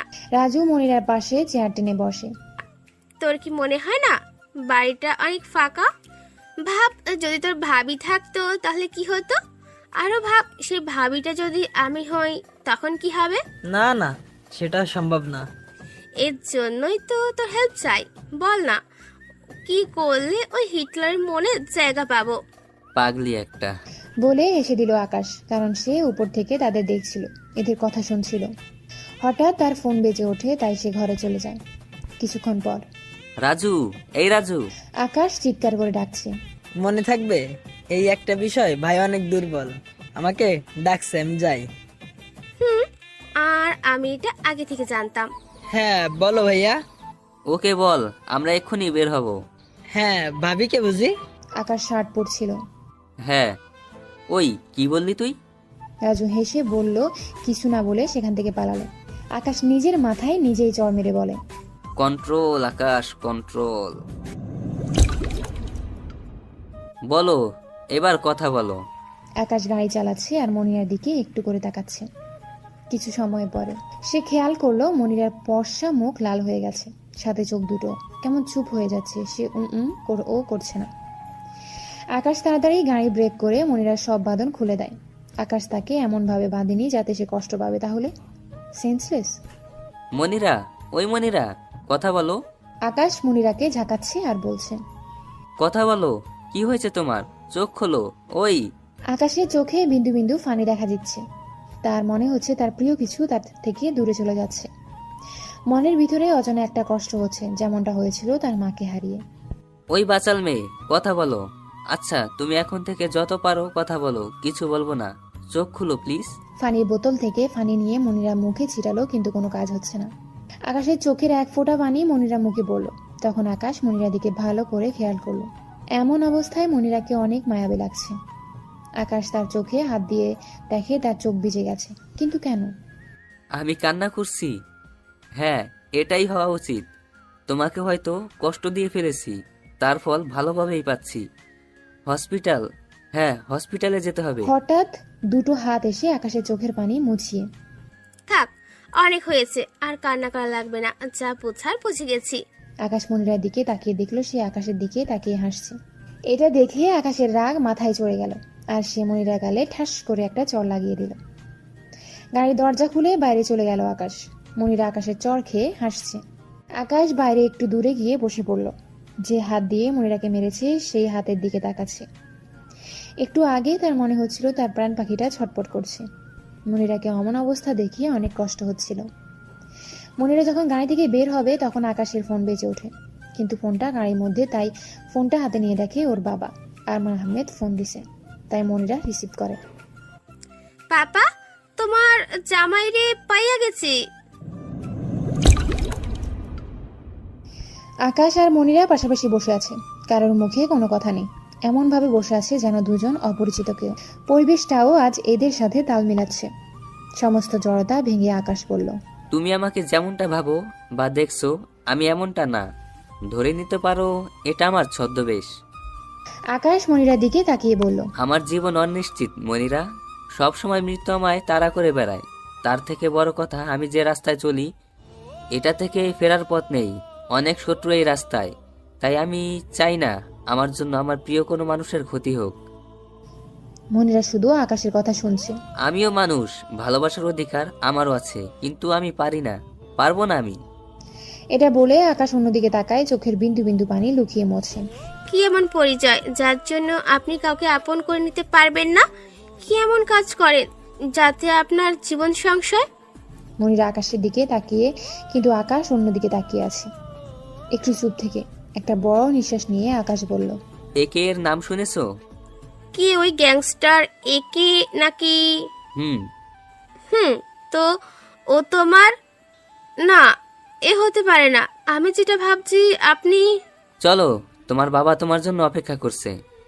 বলে আকাশ গাড়ির দিকে গেল। বাবা বাবা চিৎকার করে ডাকছে জয়। জাবির তার সামনে এসে ইশারায় বলল, কি হয়েছে? বাবা, তুমি কি জানতে কবির চৌধুরীর একটা ছেলে আছে? জাবির কাগজে কিছু লিখে জয়ের কাছে দিল। সেখানে লেখা, হ্যাঁ, তবে কোনো কাজের না, শুনছি অনেক ভীতু। তা তোমার মুখ দিয়েও তো বলতে পারো। জাবির আবার লিখে দিল, যেদিন তুই কবির চৌধুরীকে মারবি ওই দিন তোর সাথে কথা বলবো। ও তাহলে এই কথা, তাহলে কাজ শুরু করে দিই। ওর ওই ছেলেকে তুলে নিয়ে আসি, ছেলের টানে বাপ ঠিক আসবে। জাবির নিজের মাথায় হাত ঘষে লিখল, আমারও তার সাথে পুরনো হিসাব বাকি আছে। ফৌজিয়া আর অব্র এসেছে আজকে। রহমত মামার পরিবারে যেন খুশির আমেজ বইছে। নতুন জামাইয়ের জন্য বিভিন্ন রকম খাবার বানাচ্ছে মামি। আকাশ ঘরে টেবিলের উপর বসে আছে। আচ্ছা আকাশ, তোর কি মনে হয় না আমার কাজ করতে অনেক কষ্ট হয়? তো করো কেন? এত কাজের লোক থাকতে নিজেই সব করো, তাহলে ওদের রেখে কি লাভ? মামি আকাশের দিকে বড় বড় চোখ করে তাকালো। তোকে বলি কি আর তুই বুঝিস কি? বলছি যে আমার একজন সঙ্গী লাগবে ঝগড়া করার জন্য, বোমা লাগবে আমার। ও, তার ইমনকে বিয়ে দিয়ে দাও। ও এখনো বাচ্চা, ওর বড় একটা তো এখনো দামড়ার মতো ঘুরে বেড়াচ্ছে। মা, ওর কথা ভাবতে হবে না, ওর জন্য মেয়ে রেডি আছে। কি? আমি কিছু জানি না। আবুলের মতো বলে সেখান থেকে এক প্রকার পালিয়ে এলাম। যদিও এখানে থাকতাম তাহলে আমার হাল বেহাল করে ছাড়তো এই কুত্তিটা। তবে সেদিন গাড়িতে মনিরা। একটা কথা বলি। তবে কি জানো, পাগলেও নিজের ভালো বুঝে, তাই আশা করি তুমিও বুঝবে। দেখুন, আমি আপনাকে ভালোবাসি, কোনো স্বার্থের বিনিময় না। আপনার সুখ দুঃখের সাথী হতে চাই। জানি না ভবিষ্যতে কি হবে, তবে যত দিন বেঁচে আছি আপনার সাথেই বাঁচতে চাই। শত ক্লান্তির মাঝে আপনার মুখের মুচকি হাসি হতে চাই। আর আমি ভবিষ্যতে বিশ্বাসী না, বর্তমানকে বিশ্বাস করি। জানি আমি বেশি কথা বলি, তবে যদি আপনি বলেন তো কথা বলাই ছেড়ে দেব। যদি আপনি আপনার মনের এক কোণে আমার একটু জায়গা দেন। দুর্ভাগ্য মানুষকে দুইটা জিনিস শিখায়, এক ভাগ্যের কাছে হেরে যাওয়া, আর দুই ভাগ্যের সাথে লড়াই করে শক্ত হয়ে যাওয়া। তবে একটা কথা নিশ্চিত, এই শক্ত হৃদয়ে তোমার জন্য একটু হলেও জায়গা আছে, যার মানে আমি বুঝি না, হয়তো বুঝতেও চাইনি। তাই আমি আবারও বলছি, যা করবা ভেবে করবা। আমি সবকিছু ভেবেই বলছি, ভালোবাসি আপনাকে। মনিরা চোখে পানি। আকাশ হাত উঁচু করে মুছতে গিয়ে আবার হাত নামিয়ে ফেলল। হঠাৎ মনিরা আকাশের হাত ধরে, আকাশের হাত দিয়ে তার চোখের পানি মুছে দিল। আকাশ মনিরার দিকে তাকিয়ে একটু হাসল। অমনি মনিরা আকাশকে জড়িয়ে ধরল। গাড়ি চলতে শুরু করেছে। মনিরার এক হাত আকাশের হাতের মধ্যে। আচ্ছা, একের মানে কি? আপনার দলে কতজন লোক আছে? আচ্ছা, আপনি কয়টা খুন করেছেন? সবাই কি খারাপ ছিল? আচ্ছা, মানুষ মারতে কেমন লাগে আমাকে শেখাবেন? আচ্ছা, আমি কি গ্যাংস্টার হতে পারবো? আরো অনেক কিছু বলেই যাচ্ছে মনিরা, থামার কোনো নাম নিচ্ছে না। আকাশ মনে মনে নিজেকে গালে দিচ্ছে এখন, তাই এই পরে কি হবে ভেবেই নিজেকে ঠুস করে গুলি মারতে ইচ্ছে করছে। কি গো নতুন জামাই, কেমন আছো? তোমার বোন যেমনটা রাখছে। আকাশ, আকাশ। তখন রিমন আকাশ আকাশ বলে চিৎকার করে সিঁড়ি দিয়ে নিচে নামছে উপর থেকে। চল আমার সাথে। যাব, কিন্তু কোথায়? আমিও যাব। দুলাভাই আপনি? আচ্ছা চলেন। কিন্তু কোথায়? চল, গেলেই দেখতে পারবি। কালকে ব্ল্যাক মাফিয়া দেশে আসছে। কালকে আমাদের জন্য শুভ দিন। এই দিনেই আমি আমার শত্রুর লাশ দেখতে চাই। বাবা তুমি টেনশন নিও না, আমার লোক গেছে কবির চৌধুরীর ছেলেকে কিডন্যাপ করতে। সো তুমি শুধু দেখো আগে আগে হোতা হে ক্যা। কোথায়? আরে ইয়ার 5 মিনিট চলে আসছি। আরে তাড়াতাড়ি আয়। বলে ফোন কেটে দিল ফৌজিয়া। কিছু সময় পরে মনিরা চলে এলো। কথা বলছে মনিরার সাথে, কিন্তু তার চোখ অন্য কিছু খুঁজছে। কিরে, তোকে এমন বিচলিত দেখাচ্ছে কেন? কি হয়েছে? না কিছু না, তা বাড়িতে কাউকে দেখছি না, সবাই কোথায়? ফৌজিয়া একটু হেসে বলল, ওই যাকে খুঁজছিস সে একটু আগেই বাইরে গেল।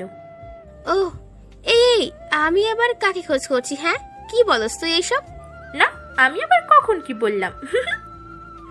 বাদ দে, বল কেমন কাটলো তোর? বুঝে নিয়েন কি বলতে চাচ্ছে। আকাশ, রিমন আর অব্র গাড়ি থেকে বের হলো। তারা একটা হসপিটালের সামনে দাঁড়িয়ে আছে। এখানে কি রে রিমন, কারোর কি কিছু হয়েছে? হ্যাঁ, আমারও সেম কোশ্চেন। ভিতরে গেলে সব বুঝতে পারবি। চল দুলাভাই আসেন। বলে হাত ধরে টেনে নিয়ে যাচ্ছে রিমন আকাশকে। কিন্তু হসপিটালে যেতেই অবাক, আকাশদের বডিগার্ডরা এখানে কেন? তার মানে বড় আব্বু? না, এটা হতে পারে না। উনি ঠিক আছে তো? কিছু দূর যেতেই আকাশ দেখে বড় আব্বু একটা ডক্টরের সাথে কথা বলছে। ওনার সাথে আরো একজন দাঁড়িয়ে আছে, কালো শার্ট পরিহিত। বড় আব্বুকে সুস্থ দেখে মনে হচ্ছে আকাশের উপর থেকে বড় একটা পাথর সরে গেল। টেনশন হচ্ছিল ওনাকে নিয়ে, কিন্তু ওনার সাথে যিনি দাঁড়িয়ে আছে ওনাকে বড্ড চেনা লাগছে। মনে হচ্ছে অনেক কাছের কেউ। আকাশের বুকের ভিতর ধুকধুক করছে। ডক্টরের সাথে কথা বলা শেষে যখন তিনি একটু ঘুরলো, তখন তার চেহারা স্পষ্ট দেখা গেল। আর তাকে দেখে আকাশ জমে গেছে। বুকের ভেতর ধুকধুকটা অনেক বেড়ে গেল তার মলিন হয়ে যাওয়া চেহারাটা দেখে। কারণ সে আর কেউ নয়, আকাশের আব্বু রায়হান চৌধুরী। দেখে মনে হচ্ছে তিনি অনেক টেনশনে আছে। হঠাৎ কিছুর সাথে ধাক্কা লাগায় আকাশ পড়ে গেল নিচে। অব্র তার ফুফাকে সেখানে দেখে অবাক হয়, তাই ছুটে যাওয়ার সময় আকাশের সাথে একটু ধাক্কা লাগে। আকাশ নিচে পড়ে যাওয়ার কবির চৌধুরী সহ রায়হান খানের নজর পড়ে আকাশের দিকে। কবির খান আকাশকে দেখে আকাশের কাছে আসে, কিন্তু রায়হান খান সেখানেই দাঁড়িয়ে আকাশের দিকে করুণ চোখে তাকিয়ে আছে। আকাশও তার দিকে তাকিয়ে আছে। আজ তার চোখে অনেক কষ্ট দেখা যাচ্ছে। এই কষ্টটা কিসের? একজন বাবা ছেলে হারানোর কষ্ট, নাকি অন্য কোনো কারণ? তবে আকাশের আজ ওই মুখখানার উপর অনেক মায়া হচ্ছে। আমরা সাধারণত তাদের উপর রাগ দেখাই, অভিমান করি যারা আমাদের সব থেকে কাছের হয়। আকাশেরও হয়তো এটাই কারণ। আকাশ, তোর মা অনেক অসুস্থ। এইদিকে। আরে মনিরা মা, কখন আসছো? এই তো আন্টি, মাত্র আসলাম। মনিরা জানোস, আমার তো বিয়ে হয়ে গেল, এবার আকাশের পালা। ওর জন্য মেয়ে ঠিক করাও আছে, ওর বাবার বন্ধুর মেয়ে। ফৌজিয়া ওর মায়ের দিকে তাকিয়ে একটু ইশারা করলো। মনিরা এটা শুনে বসার দিকে দাঁড়িয়ে গেল। কি? না, এটা হতে পারে না। কেন হতে পারে না? মেয়েটাকে আকাশেরও পছন্দ হয়েছে। কি বাজে কথা বলছিস? কাঁদো কাঁদো কণ্ঠে। হ্যাঁ, কালকে নাকি মেয়েকে ফাইনাল করছে। আকাশ বলেছে মেয়েটাকে নাকি ওর খুব পছন্দ হয়েছে। ওহ ভালো। মনিরা চোখে পানি। সে এটা লুকাতে যাচ্ছে। এখানে একটু সময় থাকলে সে এটা ধরে রাখতে পারবে না। আচ্ছা, আমার একটা ইম্পর্টেন্ট কাজ আছে, আমি আজকে যাই। আরে মেয়েটার পিকটা তো দেখে যা। ফৌজিয়া মনিরার হাত ধরে। মনিরা কিছু বলছে না, ফৌজিয়ার দিকেও তাকাচ্ছে না। ফৌজিয়া নিজের ফোন থেকে মনিরা একটা পিক বের করলো আর বলল, এই দেখ, বল মেয়েটা কেমন কেমন মানাবে ওদের? মনিরা ফটো না দেখেই বলে, অনেক সুন্দর, ভালোই মানাবে। আরে আগে তো দেখ। তখন মনিরা ফৌজিয়ার দিকে তাকায়। মনিরার চোখে দুটি লাল হয়ে গেছে, সাথে ফেসটাও। চোখ দিয়ে অনবরত পানি পড়ছে। মনিরা যখন ফটোটার দিকে তাকায়, সাথে সাথে সে শক খায়। মনিরা একবার মামি, একবার ফৌজিয়ার দিকে তাকায়, দেখে তারা দুজনেই হাসছে। ভালোবাসিস আমার ভাইটাকে? অনেক, নিজের থেকেও বেশি। তুইও পারিস বটে, মেয়েটাকে শুধু শুধু কাঁদালি। আকাশের পা তার কাছে আজ অনেক ভারী মনে হচ্ছে, যেন তার পথে হচ্ছে না। সামনে যেতেই সে দেখে একটা কেবিনে রায়হান খান জাহানা বেগমের হাত ধরে বসে আছে। মুখে অক্সিজেন মাস্ক পরানো। তার ব্রেন টিউমার হয়েছে, অপারেশন করলে বাঁচার সম্ভাবনা 10%। ওনাকে এমনভাবে দেখে যেন আকাশের অনেক কষ্ট হচ্ছে। হবেই তো, একসময় আম্মু যে রাখতো তাকে। রায়হান খান বেরিয়ে এলো রুম থেকে। আকাশ সামনে এসে দাঁড়ালো, চোখে ফানি নিয়ে রায়হান খান বলল, যদি কোনোদিন আমাকে বাবা মনে করে থাকিস, তাহলে একবার তোর মায়ের সাথে কথা বলে নে। জানি না এরপরে কি হবে। আমার ব্যাপারে আমি কিছু বলতে চাই না। আমি জানি আমি যে অপরাধ করেছি তার কোনো ক্ষমা নেই। আকাশ কবির খানের দিকে একবার তাকালো, যেতে বলল। দরজা খুলে আকাশ কেবিনে প্রবেশ করলো। উনি শুকিয়ে গেছেন তিনি। বিয়ের দিনই আকাশ খেয়াল করেছিল। কেবিনে শুধু আকাশ আর জাহানারা বেগম। জাহানারা বেগম হাতের ইশারায় আকাশকে কাছে রাখলো। আকাশ তার পাশে চেয়ারে গিয়ে বসলো। মুখের মাস্ক খুলে বলল, ওই কেমন আছোস? আমি কিন্তু অনেক ভালো আছি। জানিস, তুই থাকতে তোর মর্ম আমি বুঝিনি। ভেবেছিলাম তোকে তাড়াতে পারলে আমি শান্তিতে থাকতে পারবো। তুই যেদিন চলে গিয়েছিলি না, ওই দিন অনেক খুশি হয়েছিলাম রে, কিন্তু একদিক থেকে মন খারাপ ছিল, কারণ এবার আমি কার উপরে অত্যাচার করব, কার সাথে রাগারাগি করে আমার সময় কাটবে। তুই কি ওই সময় খেয়াল করেছিস? আমি সব সময় তোর পিছনে লেগে থাকতাম, কথা শোনাতাম। হ্যাঁ, আমি তোকে ভালো মুখ দিতাম না, এটা আমার দোষ ছিল, আমি মানছি। কিন্তু তোকে হারিয়ে আমি বুঝেছি তুই আমার জন্য কি ছিলি। তুই চলে যাওয়ার পরে তোর কথা অনেক মনে পড়তে থাকে। নিজেকে অনেক ছোট মনে হয়েছিল ওই সময়। সব সময় তোকে কথা ভেবে চোখের পানি ফেলতাম।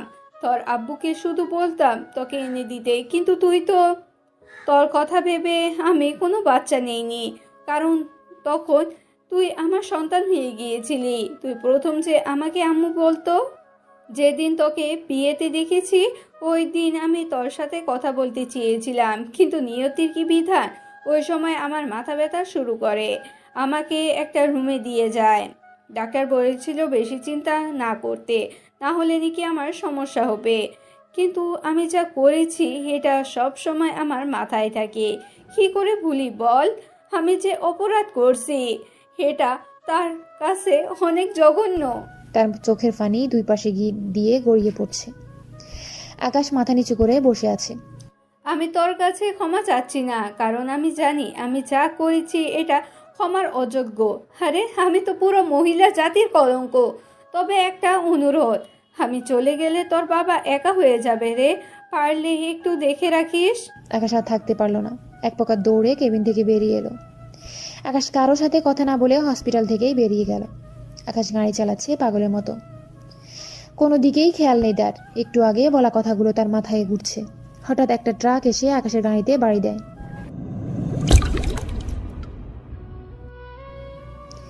আকাশ মিটমিট করে চোখ খুলছে। মাথার পিছনের দিকটা প্রচুর ব্যথা করছে।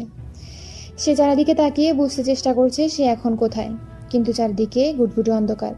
আকাশ তার হাত পা নাড়াতে পারছে না, কিছু বলতেও পারছে না। হয়তো তার মুখে কেউ টেপ মেরে দিয়েছে। মনে হচ্ছে কিছু একটা সাথে তার হাত পা ও বাঁধা। সে মনে করার চেষ্টা করছে কি হয়েছে তার সাথে। আমি তো গাড়িতে ছিলাম। আকাশ গাড়ি চালাচ্ছে, হঠাৎ একটা ট্রাক তার গাড়িতে ধাক্কা দেয়, ফলে আকাশের গাড়ির কন্ট্রোল হারিয়ে ফেলে। পরে অনেক কষ্টে গাড়িটা কন্ট্রোল করে আর সেটা দাঁড় করায়। গাড়ি থেকে বের হতে কেউ আকাশের মাথার পেছনে কিছু একটা দিয়ে বাড়ি দেয়। পরে আর কিছু মনে নেই তার। আকাশ মাথায় ব্যথা অনুভব করছে। হঠাৎ দরজা খোলার শব্দ হলো আর টুক করে লাইট জ্বলে উঠলো। এবার আকাশ সবকিছু দেখতে পেল। তাকে একটা চেয়ারের সাথে বেঁধে রাখা হয়েছে, সাথে সামনে থাকা ব্যক্তিকেও। জয় আকাশের সামনে একটা চেয়ার টেনে বসলো। দেখ ব্রো, আমি তোকে চিনি না, ইভেন কোনোদিনও দেখিনি। তোর সাথে আমার কোনো শত্রুতাও নেই, কিন্তু আমার বাবার তোর বাবার সাথে আছে। সো তোর বাবাকে মরতে হবে, কবির চৌধুরীকে মরতে হবে। আকাশের এটা শুনে রাগে পুরো শরীর রিডি করতে লাগলো। তোকে এখানে আনার একটাই উদ্দেশ্য, যে ঘাট টানলে মাথাও আসে, যেমন তোকে ধরলে কবির আসবে। আকাশ তো শুধু মনে মনে বলছে, একটু শুধু ছাড়া পাই, তারপরে দেখাচ্ছি মজা। প্লেন থেকে নামছে একটা লোক, মধ্যবয়সী হবে, চুলগুলো হালকা পাকা, মুখের ভিতর জল্লাদের মতো গোফ, হাতে একটা সোনার পিস্তল। যা যা পড়েছে সবকিছু কালো, তবে হাইটে একটু ছোট। Welcome welcome boss. Black mafia, তবে এর আরও একটা পরিচয় আছে। চল। সবাই মিলে গাড়িতে উঠলো। সারিভাবে 5টা গাড়ি চলছে। কিছু সময় পরে তার একটা গোডাউনের কাছে চলে এলো। জয়ের লোকেরা আকাশের চেয়ার উঁচু করে একটা স্থানে নিয়ে আসলো। জয় ফোন নিয়ে আকাশের সামনে গিয়ে বলল, ব্রো স্মাইল বলে একটা পিক তুললো। তারপর আকাশের দিকে তাকিয়ে বলল, ও তুই স্মাইল করবিটা কি করে, তোর মুখ তো বন্ধ বলে হেসে উঠলো। সাথে জয়ের লোকেরাও হো হো করে হেসে উঠলো। এদিকে আকাশের কিডন্যাপের খবর কবির খানের কাছে পৌঁছে গেছে। যখন তার কাছে জাবির ফোন করেছিল, দুর্ভাগ্যবশত রায়হান চৌধুরী সেটা রিসিভ করে, আর জাবির তাকে কবির ভেবে সব বলে। এটা শুনে রায়হান খানের হাত থেকে মোবাইলটা পড়ে যায় আর সেখানেই বসে পড়ে। সবাই এটা দেখে তার কাছে চলে যায়। কি হয়েছে, আপনাকে এমন দেখাচ্ছে কেন? আকাশ, কে কিডন্যাপ করা হয়েছে, ওকে নাকি অমক গোডাউনে বেঁধে রাখা হয়েছে। চোখের পানি যেন বাদ মানছে না আর রায়হান খানের। কবির চৌধুরী তার পাশে বসে পড়ল। চিন্তা করবেন না, আপনার ছেলের কিচ্ছু হবে না। আপনি হয়তো জানেন না, আপনার ছেলে হচ্ছে এমন এক সিংহ যে যত সময় যাবে তত সে হিংস্র হয়ে উঠবে। রায়হান চৌধুরী কবিরের দিকে তাকায়। কবির মুচকি হেসে বলল, চিন্তা করবেন না, আমি যাচ্ছি আকাশকে বাঁচাতে, আপনি এদিকটা দেখেন। জয় আকাশের সাথে অনেক অপমানজনক খেলা করতেই থাকে, যাতে আকাশের পিত্তি পর্যন্ত জ্বলে যাচ্ছে। এমন সময় জাবির সহ ব্ল্যাক মাফিয়া সেখানে আসলো। আকাশ জিহাদকে দেখে অবাক, কারণ ইনি তো আকাশের সৎ মামা, যাকে আকাশের সৎ মা সবসময় টাকা দিত। জিহাদ কেন জানি আকাশের চেহারাটা চেনা চেনা লাগছে। আকাশ করছে, যেটা দেখে জিহাদ বলে মুখ খুলে দিতে। আকাশ জিহাদের দিকে তাকিয়ে একটু হাসে আর বলে, কি মামাজি ওরফে ব্ল্যাক মাফিয়া, কেমন আছেন? তাহলে তুই এখনো বেঁচে আছিস? আকাশ হাসলো। আকাশ জাবিরদের দিকে তাকায়। কি দারোগা সাহেব, মাথার দাগটা তো দেখছি এখনো আছে। জাবির সাথে সাথে তার মাথায় দাগের উপর হাত দেয়। হঠাৎ জয় ঠুস করে একটা ঘুষি মেরে দেয় আকাশের মুখে। আমার বাবাকে মেরেছিলিস, তার মানে তুই সেই যার জন্য চাকরি হারিয়েছে। বলে আরো একটা ঘুষি মারলো। আকাশের মুখে হাসি, মুখ দিয়ে রক্ত বের হচ্ছে। আরে আস্তে আস্তে, আমার ভাগনা হয়, একটু কম কষ্ট দিয়ে মেরো। আর আমার ডিল কোথায় মিস্টার জাবির? ওকে ছেড়ে দাও, আমি এসেছি। বাহ, নাম নিতে না নিতেই বান্দা হাজির। জিহাদ অন্যদিকে ফিরে আছে। কবির তার চেহারা দেখতে পায়নি এখনো। জিহাদ পকেট থেকে একটা পেপার বের করে জাবিরকে ধরিয়ে দিল। ছাড়বো, তবে আগে এখানে একটা স্বাক্ষর করতে হবে। কবির কিছু না পড়েই সই করে দিল। তখন জিহাদ কবির চৌধুরীর দিকে ফিরে, আর কবির সেটা দেখে রাগে চোখ দিয়ে আগুন বের হতে থাকলো, কারণ এই সে যে কবির চৌধুরী পরিবারকে মেরেছিল। কবির চৌধুরী জিহাদের দিকে ছুটে যেতে লাগলো, আর সে কবির চৌধুরীর বুকে একটা লাথি মারে। সে ছটকে গিয়ে পড়ে কিছুটা দূরে। আকাশ এই বলে চিৎকার করে ওঠে। এটা দেখে জয় আকাশকে মারতে থাকে। ওদিকে জিহাদ কবির খানকে মারছে। লজ্জা করে না? লজ্জা করে না? এতগুলো মানুষ হয়েও আমাকে এইভাবে বেঁধে মারতে? ভয় পাস নাকি যে আমি একাই তোদের সবাইকে মেরে দিব? শালা ভীতু কোথাকার। আকাশের মুখের অনেক অংশ দিয়ে রক্ত বের হচ্ছে। না, তুই ওর কথা শুনবি না, এটা ওর কোনো চাল। জয় ইশারা করলো আকাশকে খুলে দিতে। জয় কবির চৌধুরীর সামনে গেল, আর তার হাতে একটা ছুরি। এখান থেকে হসপিটাল 10 মিনিটের পথ। কুচ করে কবির চৌধুরীর হাত ধরে হাতের শিরা কেটে দিল। পারলে তোর বাবাকে বাঁচিয়ে দেখ, 15 মিনিটে শেষ। আকাশ যেন স্থির হয়ে গেছে। কবির চৌধুরী তেমন নড়াচড়া করছে না, তবে শ্বাস এখনো আছে। দুজন ছেলে আকাশকে মারতে আসছে, হাতে ধারালো অস্ত্র। আকাশ একটার বুকে ঘুষি মারলো, অন্যটায় গলায়, দুটোই শেষ জায়গায়। জয় এটা দেখে অবাক। হঠাৎ করে ঝড়ের বেগে আকাশ জয়ের সামনে চলে আসলো। আমার কাছে সময় আছে, কিন্তু তোর কাছে তো একটু সময় নেই। আকাশ তার হাতে থাকা ছুরিটা তার দিকে তাকিয়ে বলল। ছুরি থেকে টপ টপ করে রক্ত পড়ছে। জয় তার বাবার দিকে তাকালো, সে ঢলে পড়েছে। জয় ছুটে গেল জাবিরের কাছে। সে দেখে তার বাবার গালায় আকাশ ছুরি চালিয়ে দিছে। সামনে তাকিয়ে দেখে জিহাদও পড়ে আছে মাটিতে, তার শরীর থেকে রক্তের বন্যা বের হচ্ছে। আকাশ ওই দুটো ছেলেকে মারার পরে অধের অস্ত্র নিয়ে ছুটে আকাশ আর জাবিরের গলায় চালিয়ে দেয়। সাথে আরো অনেকজনকে মেরেছে। জয় তার বাবাকে ধরে চিৎকার করে ওঠে আর আকাশের দিকে ছুটে আসে। আকাশ ঘুষি মারবে, তখন আকাশ সরে গিয়ে জয়কে জড়িয়ে ধরে। জয়ের চোখ বড় বড় হয়ে গেছে। আমাকে মাফ করে দিস। আর হ্যাঁ, আমি কিন্তু ভূত অনেক ভয় পাই, তাই মরার পরে ভূত হয়ে আমার পিছনে যেন না পড়িস। বলে আকাশ জয়কে ছেড়ে দিল। জয় দেখলো তার বুকে ছুরি ঢুকানো। আকাশ তাড়াতাড়ি তার বড় বুকে নিয়ে সেখান থেকে বেরিয়ে যায় হসপিটালের উদ্দেশ্যে। 3 মাস পর। আকাশ, ওই আকাশ, ওঠ, আজকে তোর বিয়ে আর তুই পড়ে পড়ে ঘুমাচ্ছিস। যাও তো আম্মু, আমি আজ বিয়ে করব না। ওই কি বললি? কি বললো? না, তখন আমি বুঝলাম কি বলে ফেলছি। ইস, জাহানারা বেগম আমার আম্মু, তার অপারেশন সাকসেসফুল হয়, আর এখন আমরা একসাথেই থাকি। ও হ্যাঁ, আজ আমার বিয়ে মনিরার সাথে। আমাদের জন্য সবাই দোয়া করবেন। তবে কেউ জানে না আমি কে। আর ওই দিনের পর থেকে দেশের প্রায় সবাই একে নামকে বাঘের মতো ভয় পায়।